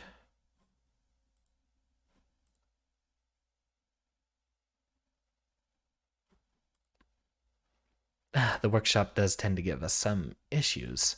Played. So it will show us what we use, and I'm definitely subscribed now, but it hasn't downloaded the files. Well, I already know about these ones, so I've downloaded these on the other account on my computer. That would actually explain why they might not be showing up, because they might be registering as already been downloaded. No custom characters then. Let's try that one more time with someone I've never seen before. We're going to go ahead with that first example that they gave us. 4 stars. Maybe not the best one, then.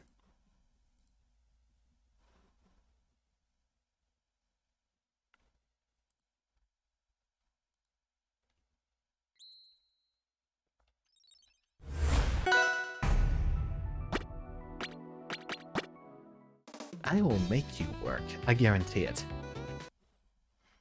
It's still not loading any of the custom characters.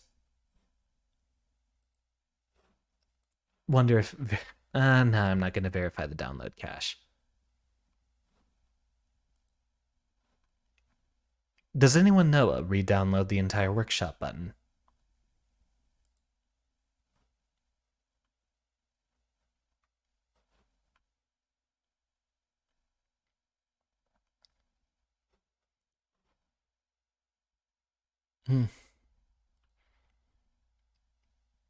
Maybe we are left without answers until a formal re-downloading of everything. That might just happen at the beginning of next stream.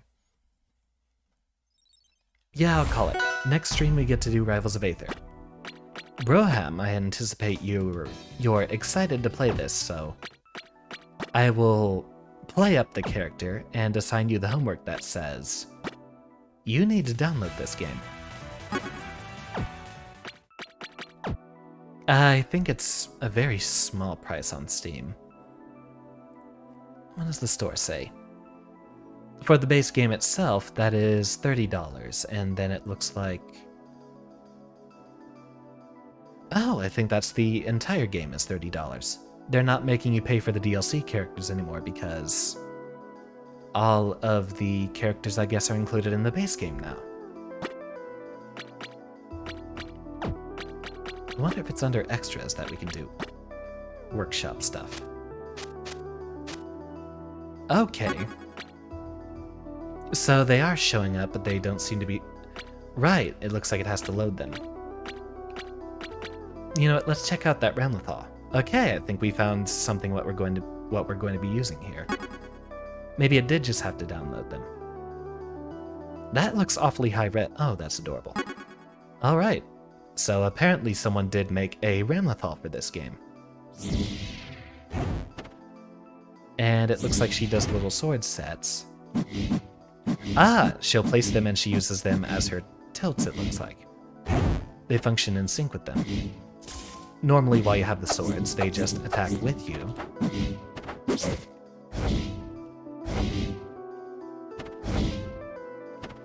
There's the 6H right there. Ah, that's that one. Down B is Daro, which never actually came back to the new one. Up B is that overhead whose name I can't remember. But there you go, you have your set play with the swords there. So there's a lot of capabilities with the workshop here. Cute. I love it. And with such a small sprite resolution, it shouldn't be difficult to make assets for it. I'm sure this is what I was talking about earlier. I don't remember the name of the animator, but you should recognize that absurd minimalist art style. Broham, you're gonna get a kick out of this. This is very obviously Fox right here, but he's a little,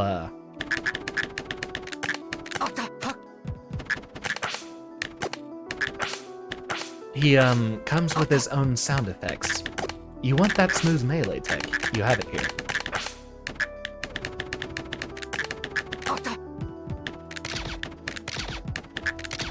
So here's your custom character jokes here. I think this one on top of basically being the Fox joke is also blatantly overpowered. Yeah, you can multi-shine just by mashing the button over and over again.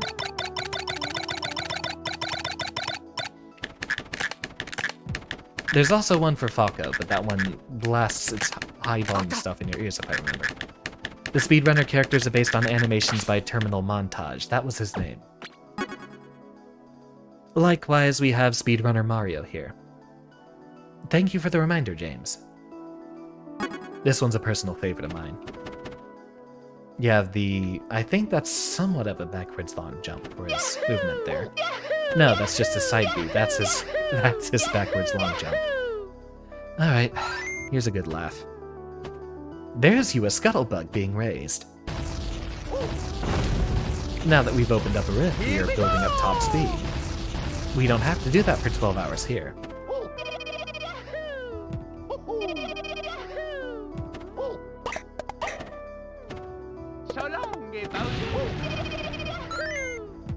Get the Hulk there, and then drop the bob-bombs. Oh yeah, and a side smash. The slap. So, you see there's a lot of flexibility and charm that people have been putting into their custom characters. So in the next few streams, we might start talking about potential character design implications. Next one is definitely going to be actually playing the game, but who knows? Over the weekend, or maybe in the next few streams, we can go ahead and talk about what the Xander character would play like. Definitely would be a good way to get me back on my feet, is to get me started on another game dev project. I used to play with Mugen a lot too, for anyone here who knows anything about Mugen. If you want a more traditional custom fighting game engine, that will be a fun one to play with. But that would require maybe a bit more work to get something solidified going, given that there's no base game to build off of. I'd have to find someone's existing game set, and there's some weird areas there.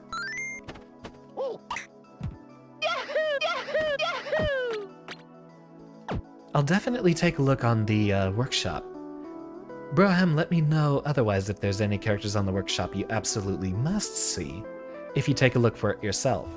You can actually play with custom characters if both of you have downloaded the same version. You'll get a desync if either of you have edited those characters, but we can both essentially be playing Speedrunner Mario against Speedrunner Mario. It's getting late and I haven't had dinner yet, so before we get too invested in here, I think I'm gonna go ahead and cut the stream off.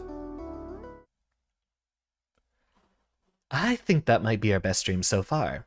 We have a direction to start heading forward with, so go ahead and we'll start seeing about doing some custom modding stuff. That would be a way to put some unique Turing spin on the channel. Rivals of Aether is happening on Thursday or Friday. I think tomorrow I'm going to have a very busy day set ahead of me, so we'll hold off on the streaming for tomorrow. Who knows what goes on for the weekend? We might start doing development stuff there, or I'll just see what drawing stuff I can come up with. Let me know on Twitter or leave a comment here on the streams on what ideas you might have in place for later. I definitely look forward to seeing you all soon enough. There's a lot of fun stuff we'll be doing. They want the line, don't they? Good stream. Later. Bye. You've all been very wonderful to have here. I'll drop it. Fine. What is it? The bell does not dismiss you.